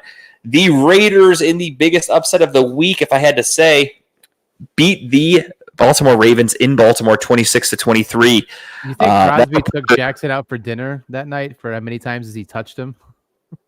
I mean, I look at it as that reporter that got hot mic'd before the game. They were doing a press conference with the Raiders, and they were like, some guy didn't turn his microphone off, and he's like, Sunday's going to be ugly. Minshew's going to get his ass kicked, and somebody played that audio, and all of a sudden the Raiders didn't fuck around, and they beat the Ravens. Very happy as a Browns fan. Couldn't be happier when I see teams in the AFC North lose. So the Ravens and the Bengals are 0-2, which we'll get to the Bengals. Couldn't be happier. Love it. The Rams get the shit kicked out of them by the Cardinals. The Rams, I thought, were going to be better, but they have a lot of injuries. The offense is a fucking mess. Kyler Murray finally could see him. That's the other thing. He was there against the Giants. He just couldn't be found. Or not the Giants, whoever they played week 1. The Bills. The Rams have a lot of injuries. Puka Nacua is on the IR. They're debating on putting Cooper Kupp on the IR. He's not on the IR yet. They're debating, which he's going on the IR, I think. The offensive line's banged up. Everybody looks bad. So the Rams are in shambles. Steelers. Aaron Darnold got out when he could get out. I mean, perfect for him. Yeah, he was like, no, I mean, if he were there, they might have a little bit of a better chance. They might have been able to beat the Lions last week, but who knows? Pittsburgh improves to 2-0. They win 13-6 over the Denver Broncos. Their offense is garbage. It's still just again this week. They're getting ready to dress him again this week. What's up with Russell Wilson? Is he that hurt, or are they just riding Fields? He was officially ruled out for the last 2 weeks. Supposedly he's ready to go for week 3, but they're going to ride with the hot hand. It's going to be a short leash, if I had to guess. Pittsburgh, though, is, I mean, I guess whatever you want to call it. He's not turning it over. That's the best you can ask out of him. I forgot who they play, but Pittsburgh has one of the fucking easiest schedules to start the year, if I'm not mistaken. I'll have to look at that again in a second. I forgot who it is. No, actually, they play the Chargers this week. That's right.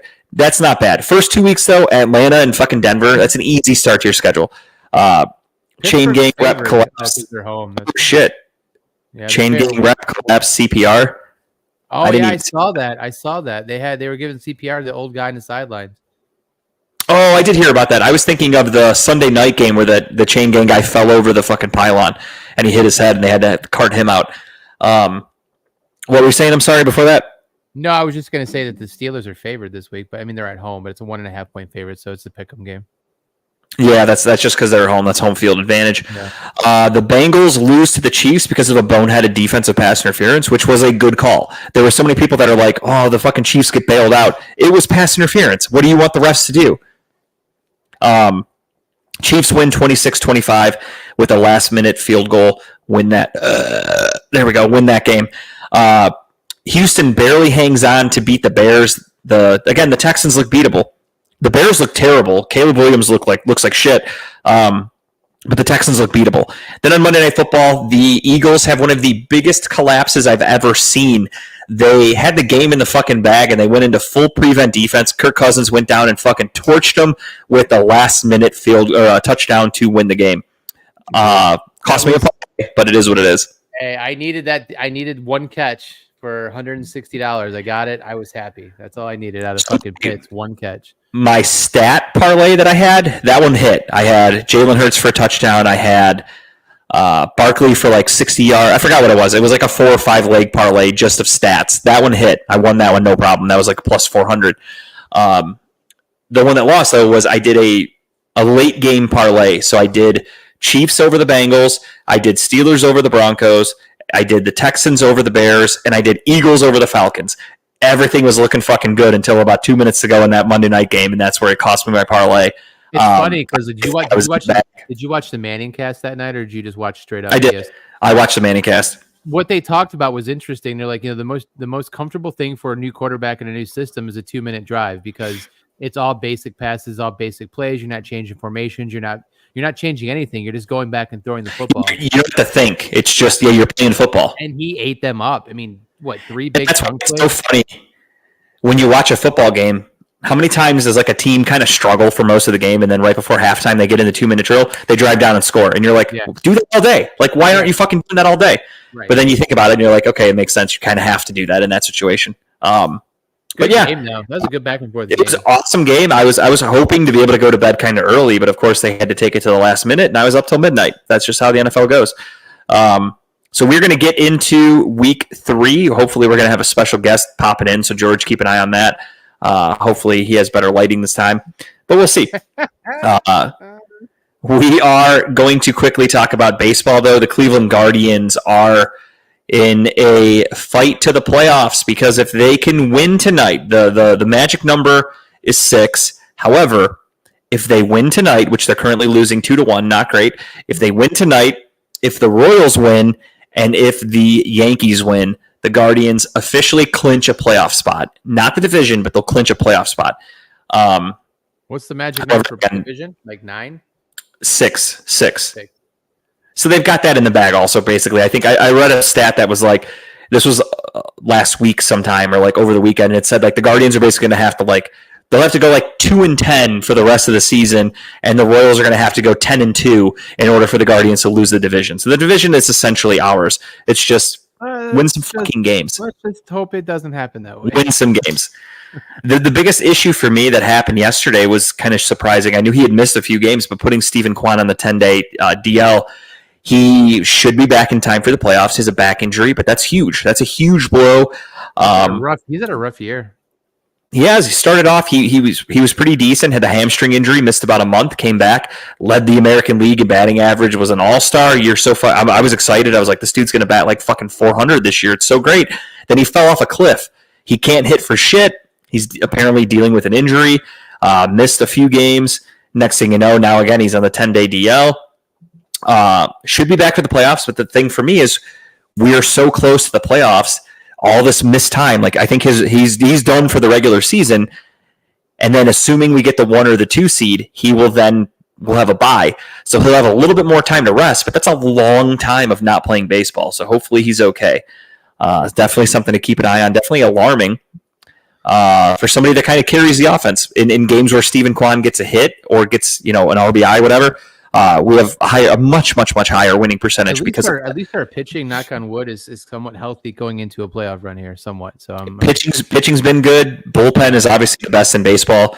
My issue, Jose Ramirez seems like he's on a cold streak. Josh Naylor's been on a fucking cold streak. Like I don't remember last time Josh Naylor hit a home run. So these are guys that need to step it up. We're in the time where this is it. End of the year, get hot. They've got about a week. Get hot. Naylor hit a home run today. So. Oh, did he? Yeah. It's just funny you said it that way. I'm like, yeah, tonight. He hit one tonight. Finally. Could have used it yesterday. Probably a lot of people, because Josh Naylor, I don't know if you know this, they always do that FanDuel. They do Dinger Tuesday. So if you do a $25 bet on a home run, if that player hits a home run, obviously you win your bet. If they don't, anybody in the game that hits a home run, you get $5 credit up to $25. So if hypothetically you bet Josh Naylor to hit a home run on a Tuesday and there are 3 home runs in the game, you'll get a $15 betting credit. But if Naylor doesn't hit one, you don't get anything for him, which is, whatever. It's something. It's kind of a way to hedge your bet. Funny story, Josh Naylor leads Major League Baseball with the most Tuesday home runs. I didn't know that. It's a funny stat. Wow. So when we were playing in Cincinnati a couple of months ago, it was an away game. It was a Tuesday night, Dinger Tuesday. I was like, fuck it. I'm going for it. Josh Naylor, $25. It's like the 8th inning, and I'm like, all right, he's not going to hit one. If I'm not mistaken, I don't think anybody in the fucking game had hit a home run by that point. So I'm like, cool. I just pissed away $25 because if no one hits a home run, I get nothing out of it. And then I'm listening to it. I think I was like shaving and I was getting ready to hop in the shower, and Naylor's up and he fucking blasts one. And I was like, fuck yeah, he won me my bet. So I won like a couple $100 on that. But yeah, he has the most Tuesday home runs in baseball. So that's a fun little fact. It's almost like he knows that they do it on Tuesdays, right? Yeah, he's the man. So hopefully we play a couple playoff games on Tuesdays, and they're still doing that little bet promo, hopefully. The rest of baseball, though, is shaping up, and we have currently the 1 seed is, of course, the New York Yankees. The 2 seed currently is the Cleveland Guardians. 3 seed is the let me get to it. Baltimore Orioles.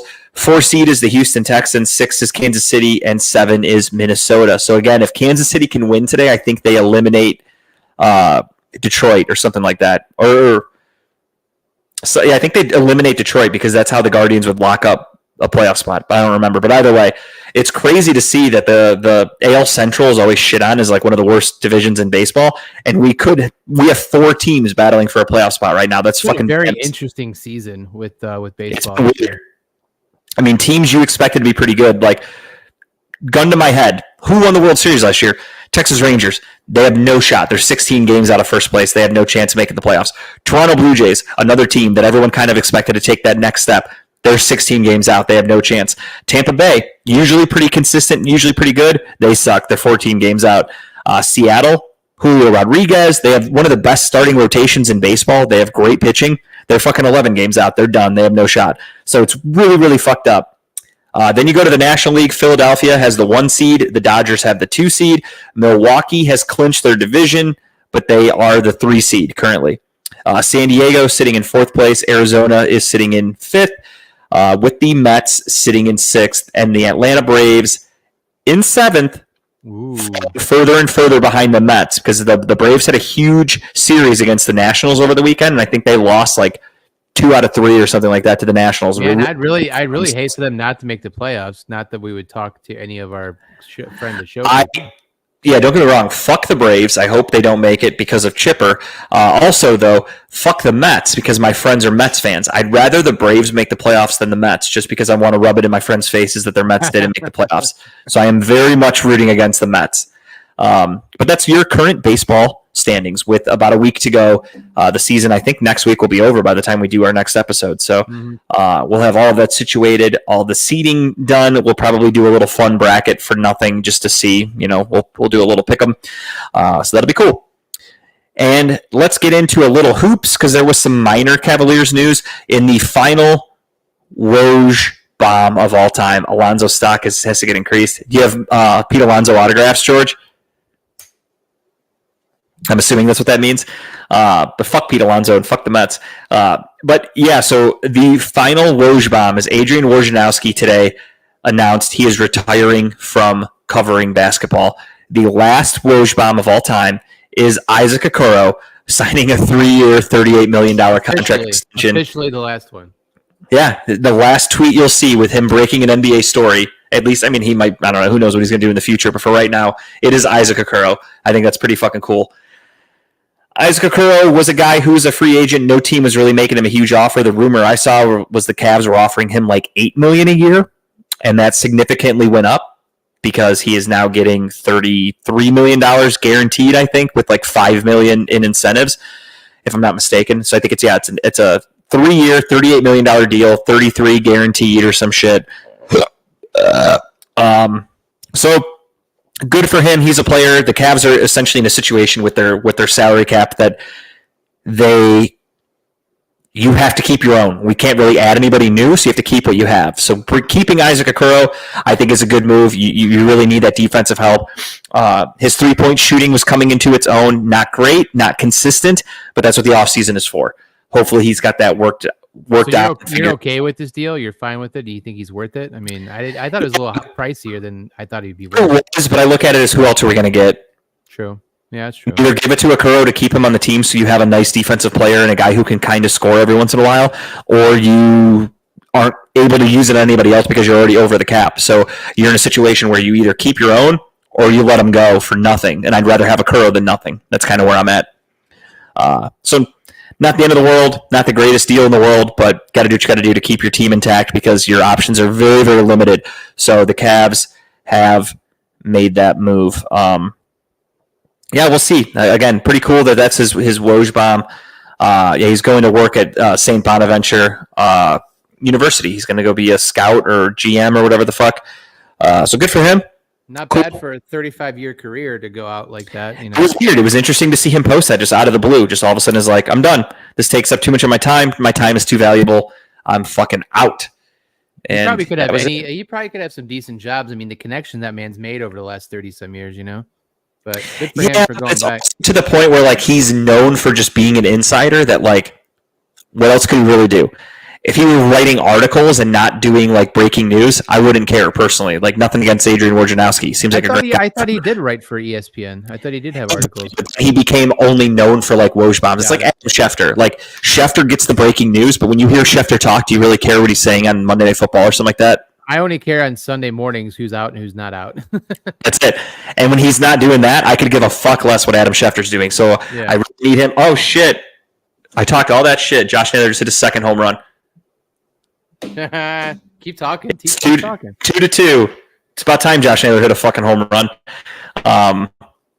So yeah, Adrian Wojnarowski retiring after a long 35-year career or whatever. Kudos to him. But again, what he's known for is just like breaking news. So when he's not doing that, I don't care. But kudos to him. Is our special guest arrived yet? No? Okay, no worries. We're going to get into picks. We are going to start off. We're going to talk a little bit about all the games that are coming up. We're going to give our picks. Once our special guest arrives, we will let him jump right in. No problem, just like we did last week. So let me get the paper filled out here. Week 3, we have JG at 21-11. Kyle at 17-15. I gotta make some picks here to get back into contention here. I mean, I had a really good first week. I think I went 13-3. That's a pretty fucking great start. Last week I sucked, but it is what it is.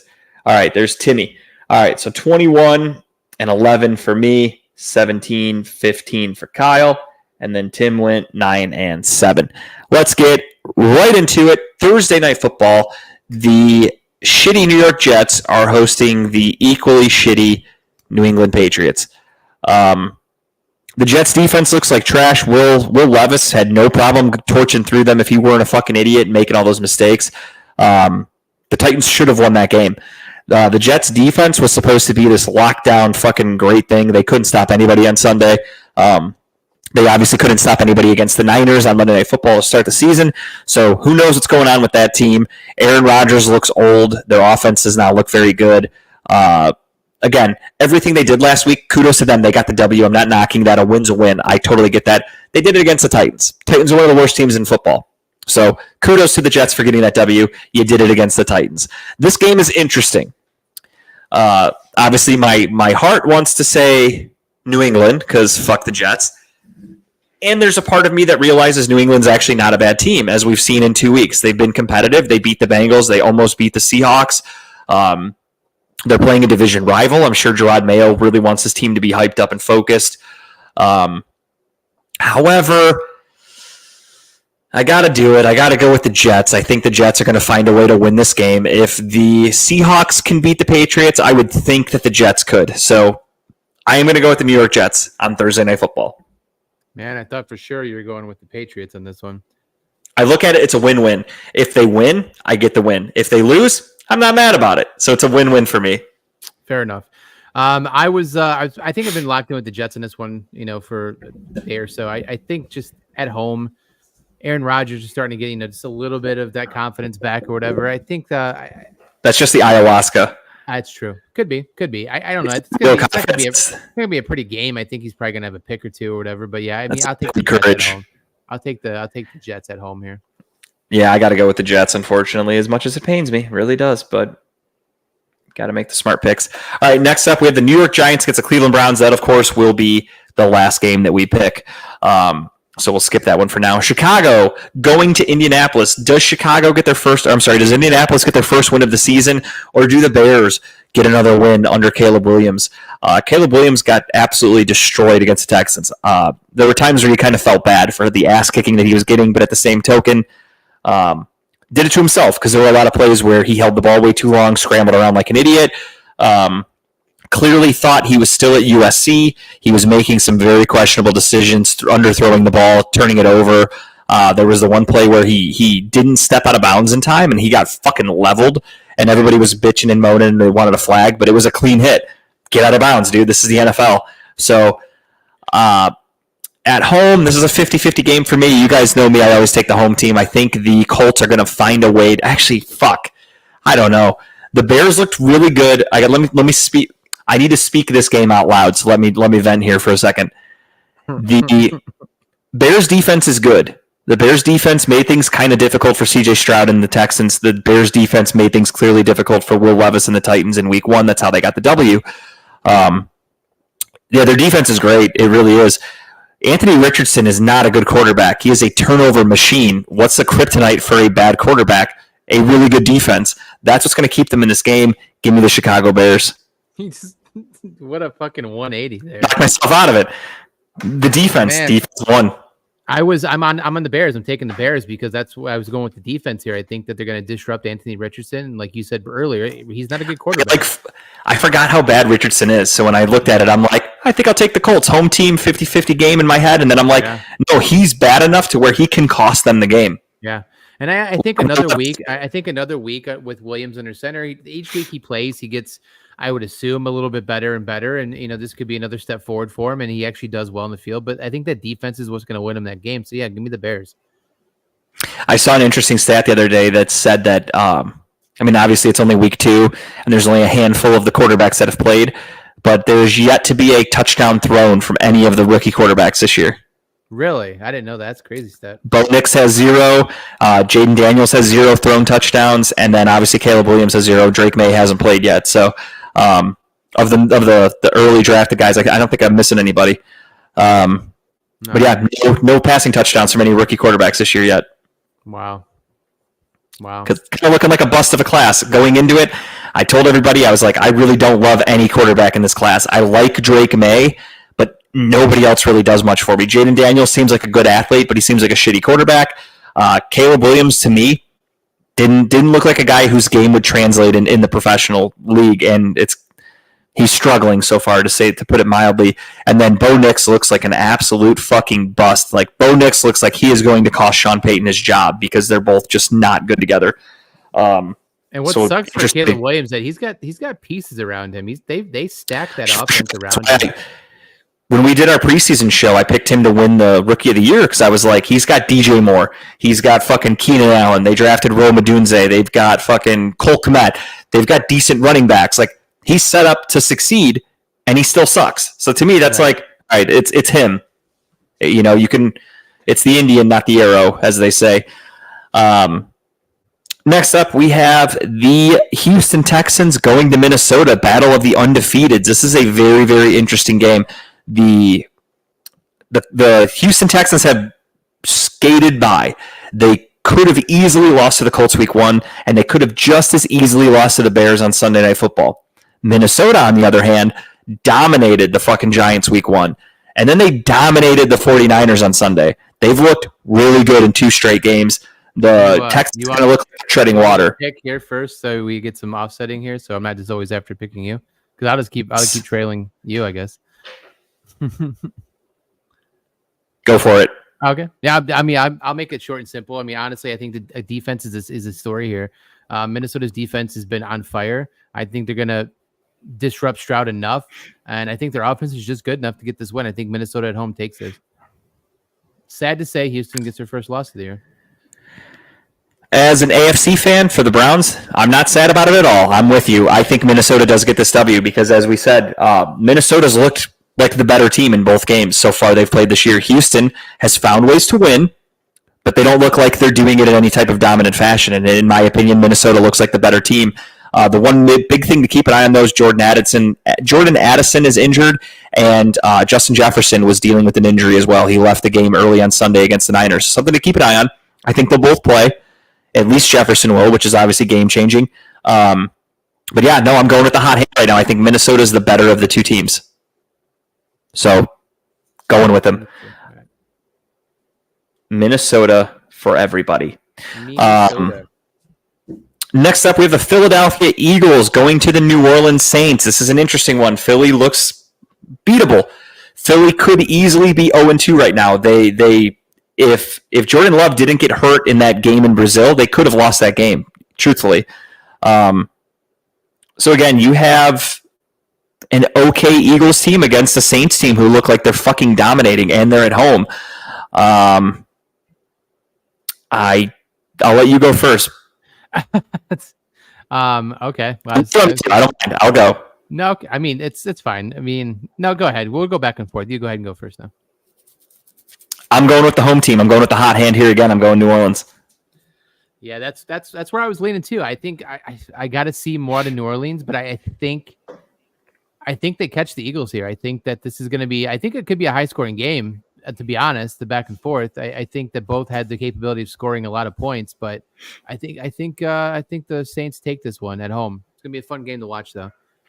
The one thing for me that I'm really excited about is, and I think I mentioned this last week. I don't remember. The Saints are actually a really good team. Obviously, we talked earlier a little bit about how Derek Carr is healthy. Alvin Kamara is healthy.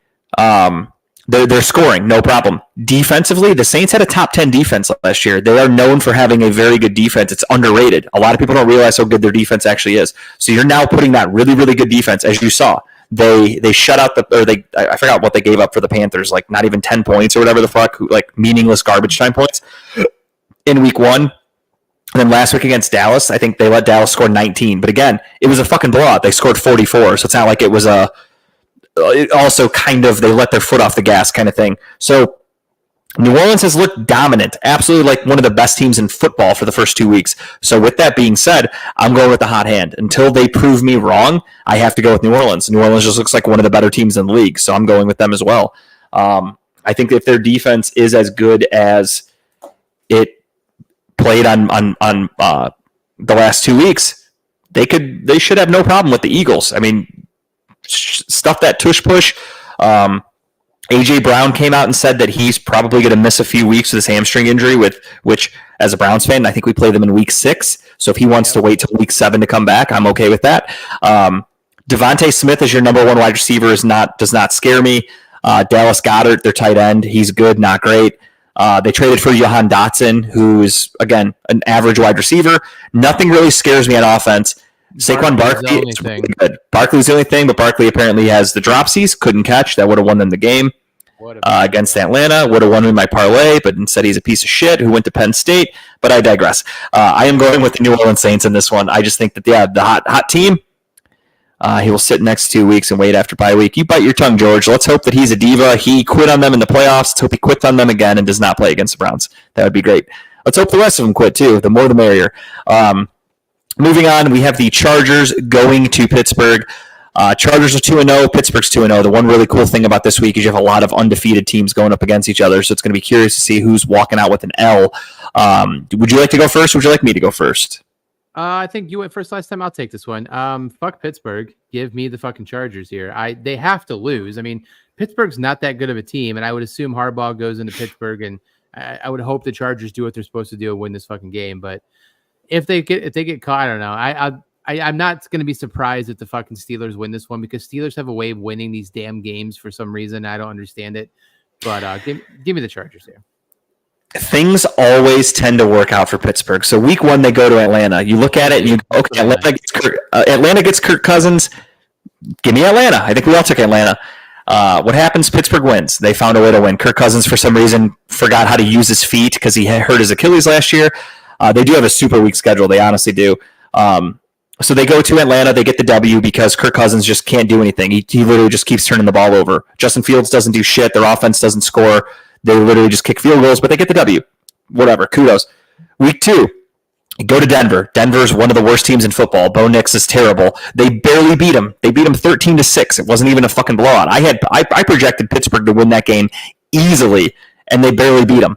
Now you go into week 3 against the Chargers. Chargers are 2-0. Chargers are running the ball like madmen. J.K. Dobbins looks like a fucking man possessed. They're looking good.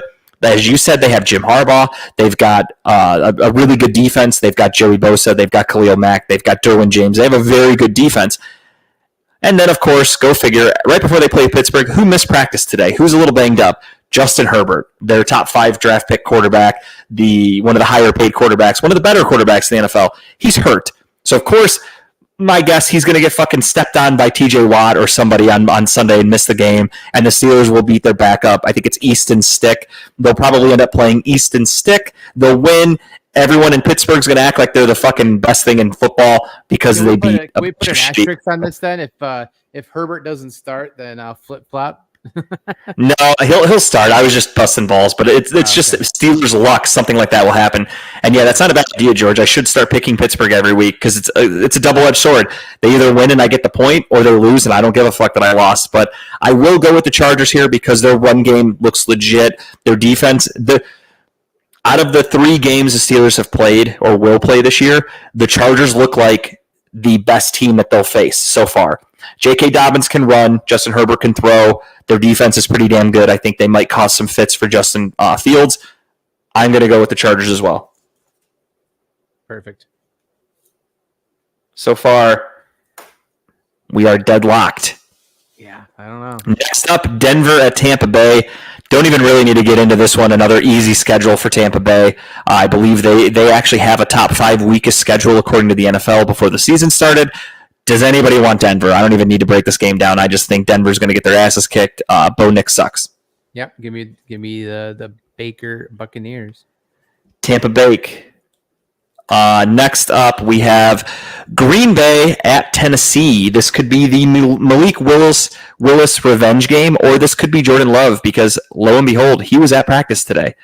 That man doesn't know the meaning of quit, huh? I was surprised when they had him last week as questionable. It's crazy. I thought he'd be out for a couple of weeks. He's a trooper. He really is. Matt LaFleur, coaching 101. He had a great coached game against the Colts last week. I picked the Colts to win because I said they're starting Malik Willis. They're done. I actually, in my fantasy league, luckily I won both of them. I benched Josh Jacobs because I said teams are going to stack the box. They're going to shut down Jacobs. They're going to make Willis beat him, and he sucks. Josh Jacobs said, fuck you, I'll run for 150 yards. So, egg on my face. Whatever. I still won. I don't give a fuck. But I won't make that mistake again. Josh Jacobs is never coming out of my lineup again unless he's hurt. With that being said, though, I'm going Green Bay. I think Malik Willis or Jordan Love, they're the better team. They have more weapons. Will Levis is a bum. I think Green Bay's defense is really fucking good, very underrated. And Will Levis sucks. I think it's only a matter of time before he gets benched. We'll see what happens in that situation. I don't even know who their backup is. I think is it Mason Rudolph? I think it is. Oh, you're right. They did trade for him, didn't they? Yeah. Yeah, Tennessee sucks. I think at 0-2, they're the opposite of the Saints. Until they prove to me that they can win, I'm not picking them. The Packers could just as easily be 2-0 as they are 1-1. So I am going with the Green Bay Packers to continue their winning ways. Yeah, Tennessee's horrible, and like you said, until I see otherwise, I can't pick with them. So yeah, give me the Packers here. Okay. Next up, speaking of this one too, Jesus. Yeah, this one's a pretty easy one. I mean, I don't know. It makes it interesting. Ryan Tannehill is a free agent, George, but did you see that he came out and said that he is waiting for the perfect situation? He is refusing to sign with the team until what's what I'm looking for? Commit to him being the starter for the whole season. So he's not just going to join a team to play for a few weeks. He wants a good situation where he can start for the whole season. I doubt he goes back to Tennessee. I really don't think that's ever going to happen with Will Levis there. They benched him for Will Levis, and then they're like, you know what, we fucked up. That doesn't happen in the NFL. Teams don't do that, even though it's a whole new regime. But yeah, he is a free agent. We'll keep an eye on that. That's a team that, like, if Andy Dalton goes out there and shits the bed, maybe Carolina calls Ryan Tannehill, but I doubt it because they're terrible. But yeah, Bryce Young, the number 1 overall pick. They have Zach Wilson, baby. They've got the Storm and Mormon. They're not trading away or signing Ryan Tannehill.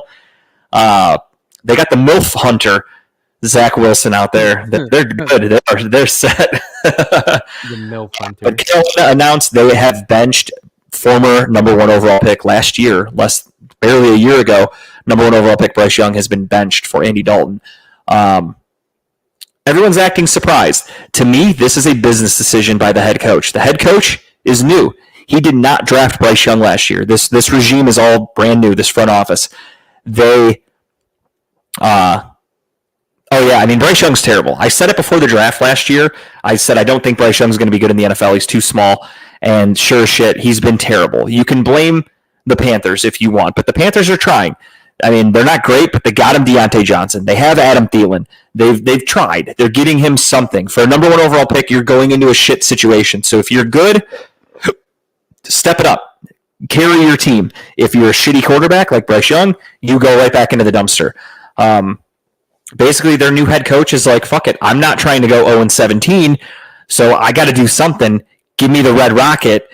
And Andy Dalton's getting the start this week against the Raiders, who just beat the Baltimore Ravens. Can they roll this back over? I think even with Andy Dalton, Panthers still suck dick. They have no chance. Give me the Vegas Raiders. Yeah, I agree. I think the Panthers are going to obviously look better with a proven quarterback. But yeah, give me the Raiders here. I think it's going to be an easy win for them. Yeah, unfortunately for Carolina, I don't think this moves the needle too much unless you're playing a much lesser opponent. Right. I mean, at least Deontay Johnson in my fantasy league is going to get some points. I mean, for fuck's sake. Well, I mean, I wasn't hyping him up. I just mean, like, Deontay Johnson's got talent. And Adam Thielen last year was one of the best fantasy wide receivers because he caught like 100-something ball. Like, he was great. He's still talented. I'm not hyping him up as like they're going to go out there and be game changers. It's more so just like if Bryce Young can't move the ball with those guys, what else can you really do for the guy? Like, obviously you can get him some better weapons, but like they're trying. They got him something. One of those receivers is pretty good number 3 on a fantasy team, right? I mean, sure. Potentially a flex spot. You know, they get you points if you need it. If they have somebody getting the fucking ball to them. On any other team in the NFL, those guys are very good number 2 wide receivers, or, you know, Thielen at his age, just a good slot receiver. So that's something to keep an eye on, truthfully. If you're I'm purely speculating. If the Panthers decide to have a fire sale, Deontay Johnson is on the final year of his contract. I saw that. Don't be surprised if he gets moved. The Panthers are fielding calls for him. And another guy that I would not hate on the Cleveland Browns, if I'm being dead honest, Adam Thielen, who thrived in Kevin Stefanski's offense. Adam Thielen, bring him here, replaces David Bell. We're not expecting him to be a number 1 or number 2. He's our number 3 or 4, depending on the formation. So I'd be okay with Adam Thielen coming here. I did see some people talking about Deontay Johnson to Cleveland. I'm okay with that. I don't want him at all. He seems like he's full of drama. And again, we have Cooper, we have Judy, we have Elijah Moore. We don't need Deontay Johnson to come here, be our 4th wide receiver, and be a locker room distraction because he's pissed he's not getting the ball. So I'm good on that. Adam Thielen, sure. Deontay Johnson, no thank you. But yeah, so we are both in agreement there, taking the Raiders. How the fuck are they 2-0? Seattle Seahawks are hosting the Miami Dolphins, who are without Tua. They're going with Skylar Moore. They just signed Tyler Huntley, former Browns preseason quarterback. But Seattle, more than likely, going to get the W here because they're facing a much, much, much lesser quarterback. Had Tua been playing, I would listen. I'm sure Mike McDaniel is going to get a good game plan going. They're going to run the ball a ton because he's got that Shanahan zone run offense. However, is Bryce a Seahawks fan? Tell him the Seahawks suck. But no, the Seahawks are 2-0. You know, kudos to them. They're taking on the Dolphins. I would probably take the Dolphins if Tua was starting, but since he's not, I'm not taking the Miami Dolphins. They got blown out on Monday night, and I don't think they're going to fare very well on Sunday in Seattle with the 12th man. Give me the Dolphins. The Seahawks, sorry. Oh, I was like, you were all over that one. You were back and forth so much. I thought you were actually going with the Dolphins the way you were saying it at first. Oh, no. Yeah, no. I'm like, sweet, here's our first difference because I'm going with Seattle here too. Seattle at home against a team without Tua. I just don't see them moving the ball down the field. Yeah, absolutely. Give me the Seahawks here. It's another one. We are neck and neck this week. No changes yet. We might differ in this next one. I could see that. Detroit at Arizona. Arizona looked great. Kyler Murray looked like a fucking MVP candidate. Marvin Harrison looked great in his rookie debut, if you will. I know it was his second game, but it was his first game. He actually made a difference. Detroit, not looking great. They were very beatable in week one. They had to go to overtime. They had to have a comeback win against the Rams last week. They got beat by the Buccaneers. They could easily be 0-2 right now. They could also be 2-0. They're a shifty team. I think the Detroit Lions make a bounce back here. I think they're going to be able to move the ball in Arizona. I think, the new Call of Duty hasn't come out. I think they're going to bounce back. I think they're going to be able to contain Kyler Murray. Their defense is going to be pissed off that they lost to Baker. I think Dan Campbell's pissed off that he cost them that game, and he is going to get them back on track. I think Arizona's good. I like their coach, John Gannon. I think his name's Jonathan Gannon. Yeah, Jonathan Gannon. Good head coach, but I think their talent right now is not a team I can consistently see winning. So give me the Detroit Lions. Shit, I honestly thought you were going to take the Cardinals here. Not going to lie. Really? No way. You're going Detroit, okay? I'm going Detroit, but now part of me is wanting to maybe switch over to the Cardinals and try to catch a game back here and get lucky. Or nope. Give me the Lions. It's fully written in ink, so you better get it out quick because I do not erase. Even. Dead even. Okay. Here's a great game. This one could be one of the best games of the week, truthfully, if they both play to their potential. Baltimore at Dallas. This game's Baltimore trash this week, man. Jeez. They kind of are.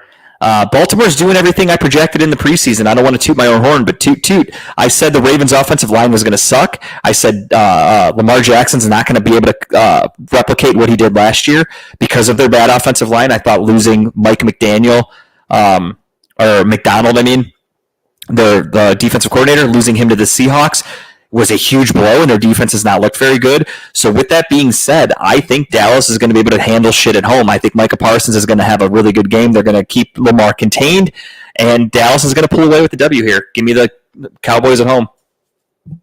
Give me the Ravens at 0-3. That sounds so great. I can't even pick the Ravens here, man. Yeah, give me the Cowboys at home. I don't think the Ravens are good. I don't think they're a good team. But yeah, give me Dallas here. I forgot about the Guardians game. Thank you, George. Let me put that back on. We are in the bottom of the ninth. Or we're going to the bottom of the ninth. Okay. He said they were getting ready to win the game. I was expecting to see like bases loaded, something like that. But it's all right. I'll take a win right here. Nothing wrong with that. However, I almost don't want them to walk it off. I want Clase to be able to get a save, but it's too late now. It would have been nice if he could have got another save because he needs to break the record. He's tied with Jose Mesa. I need him to break the record. We're running out of time.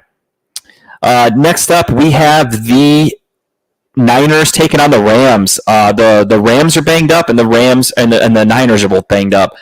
However, I think the Niners, even without Debo, even without Christian McCaffrey, they're still very talented. They still have a lot of good players. The Rams do not have that to match up. Give me the Niners. I mean, yeah, I can't. This is such a shitty week of games. We were picking the right picks here, right? I can't pick the Rams. It's common sense. I don't think we've made any picks where we're like, upset alert. These are just, to me, common sense picks. These games I think the next three games here, we're all picking the same team too. I just see it right now. Yeah, likely, which we'll actually have to run through them pretty quick. I didn't realize the time, so I'd like to spend a little time on the Browns. So let's quickly go through them. I'm guessing we both have Kansas City. Yep. Done deal. Give me that locked in. Both have Buffalo. Yep. Okay, and then unfortunately, both have the Bengals. Yeah. I don't know. I could see Washington maybe catching them off guard, but I just don't see it. I see Cincinnati at home. And I'm not even gonna. Before we even give our breakdown as to why, I think we're both taking the Cleveland Browns this week. Am I correct in that assessment? Yeah, it's pretty common there. So we literally have a full even week to where the score's not going to matter. No one's moving one way or the other, but at least we have our picks in. And again, these were just common sense picks. We didn't do anything of like, again, no upsets, nothing like that. For me, it's just I think this team's the better team. It's week 3. I've seen a small sample size from everybody. Here's my thoughts, and you did the same thing. So, Browns are hosting the Giants. Daniel Jones at one time many, many moons ago, looked like a competent quarterback, looked like he knew what he was doing, looked like he belonged in the NFL. That was with Saquon Barkley. That was very, very long time ago. He does not have that type of talent on offense. They do have Malik Neighbors, who I'm not going to lie, scares me a little bit. He is a big play deep threat.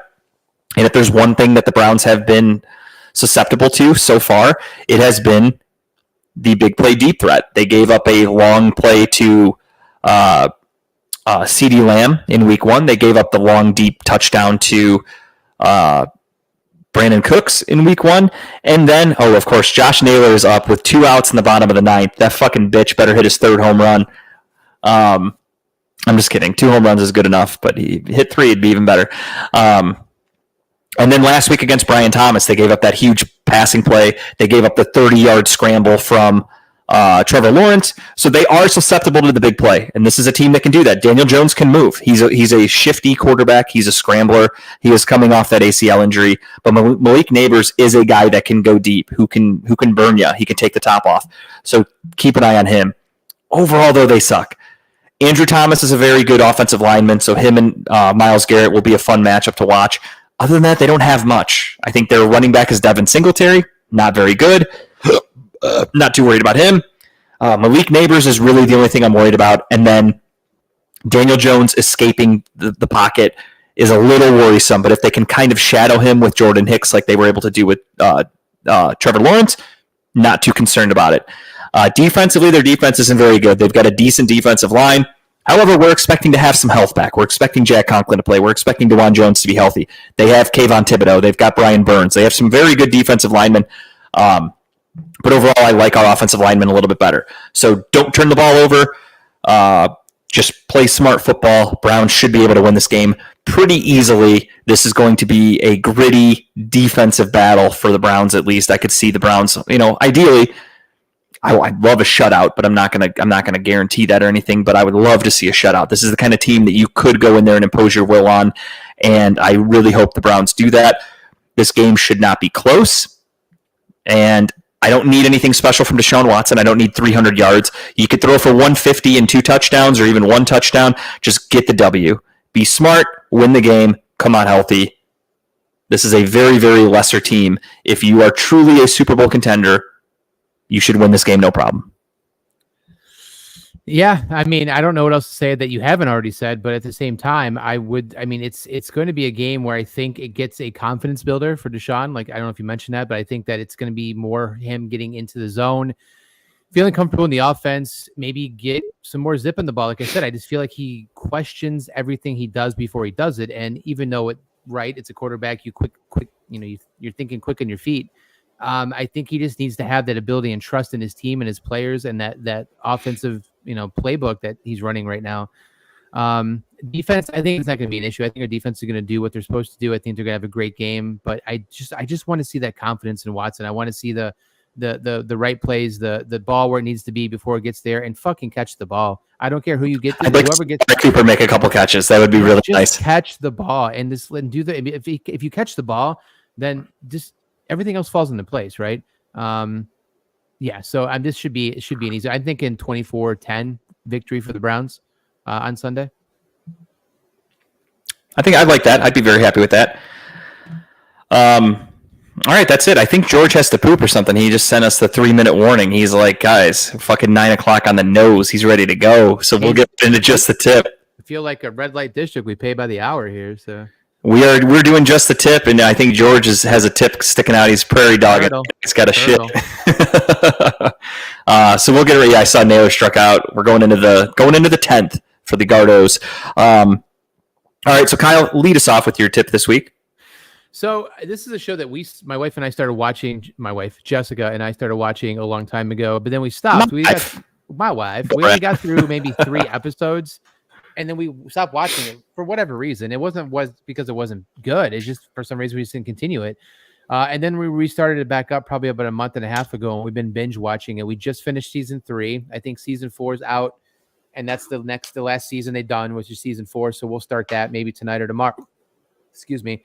And it's a good. It's a good show. I mean, I don't know if you watch it or not, but I'm a huge. You have watched it? Oh yeah, I'm similar boat with you. I've seen every episode until this newest season. I think the newest season is season 4. We haven't started the new season yet. I like to wait till all the episodes are out. So I'm just waiting for it to be out. I wasn't sure how I'd like Selena Gomez, but I love the other two guys. I mean, from the Three Amigos through SNL through whatever. I mean, you can't go wrong with either one of them, right? I'll give you my thoughts on Selena Gomez when you're done with your tip. Right. Her acting's a little weird, but I think it grew on me. But the show to me is amazing. I don't know how long they can play out how many murders happen in this fucking building, right? Or what happens. I mean, I know they find a way for it to kind of come back into the building, right? Or whatever happens. But I'm curious what season 4 brings. But so far, it's a good show. It's a fun watch. It's funny. Like there are some really good jokes in it, and I think it's worth watching. I don't know. Who's your favorite character? I know I have mine, but who's your favorite character? I like Martin Short. I think he's funny. He's just absolutely. He's no question the star of the show for sure. Like Steve Martin's good, but his character's a little bland. And Selena Gomez, in my opinion, I think her acting is terrible. She's so fucking just basic and boring. Season 1 of that show, excellent. Seasons 2 and 3 were okay. Didn't love them. But I am excited to watch season 4. I've seen every episode. I'll keep going with it. Martin Short is my favorite character by far. Carries the show. His just how he is and who he is. It's just like it's multiplied, like his like who he is in real life, just multiplied in the show. I do like how they bring some of these bigger names into like the building every season, like the big names, like who's up on the top level and stuff like that, and other big names. You know, like Nathan, what's his face is a recurring actor. I forget his last name though, but I know who you're talking about. I can't think of his Nathan Lane. I think Nathan Lane. Yes, played in great show. Recommend it if you haven't watched it. Give it a watch. Yeah, definitely. I double down on that. I really like that show too. My tip this week is just it's not looking good for her in the polls, but if you could go to babyoftheyear.org, vote for Teddy. Look up Teddy. It's all over my Facebook. I've posted multiple links. Give her a vote. You're allowed 1 vote a day for free via Facebook. It costs you nothing. There are payment options if you want to pay for votes. I don't recommend people do that. I'm assuming there are people that are paying for their child to get votes, though, which is kind of weird. But for us, it's just something fun. We think Teddy's a cute little baby, so we figured we'd throw her up there. And as you can see from her little face there, she is a cute little baby. So give her a vote if you can. Again, once a day, not a big deal. It's free. It's easy. It's quick. She's adorable. She's a cutie. So right now she was in like 11th place when I looked last, which is garbage. I'm thinking are you gonna make them recount the votes? You're gonna ask for more votes? I'm not gonna ask for a recount. I'm gonna tell everybody that it was rigged. No question about it. There will be an insurrection on Jessica Alba's company. The election is rigged. They stole it from me, and I'm gonna let the people know. But with that being said, though, if you can go to it, the link is on my Facebook. Just once a day. Again, it's free. Give her a vote. See how it goes. I'm assuming it's one of those things of like, if she comes in first place in her division, she then goes to another voting thing, and then you have to win like 10 rounds to win I think the grand prize is like $25,000. I have no expectations of even coming close to that. But again, she's in like 10th place or 11th place, which is not great. Don't love that. But it is what it is. If you could vote, I think the voting's only for a week. It only lasts a week. So every vote counts. If you have a minute, I'd appreciate it. If not, fuck you. It's fine. But that's it for us for talking about balls. I got nothing else. Go Browns. Kyle, you good? I'm good, man. All right, everybody. We're going to let George poop. We will talk to you guys again next week. Thank you so much for watching. Cleveland, that was for you.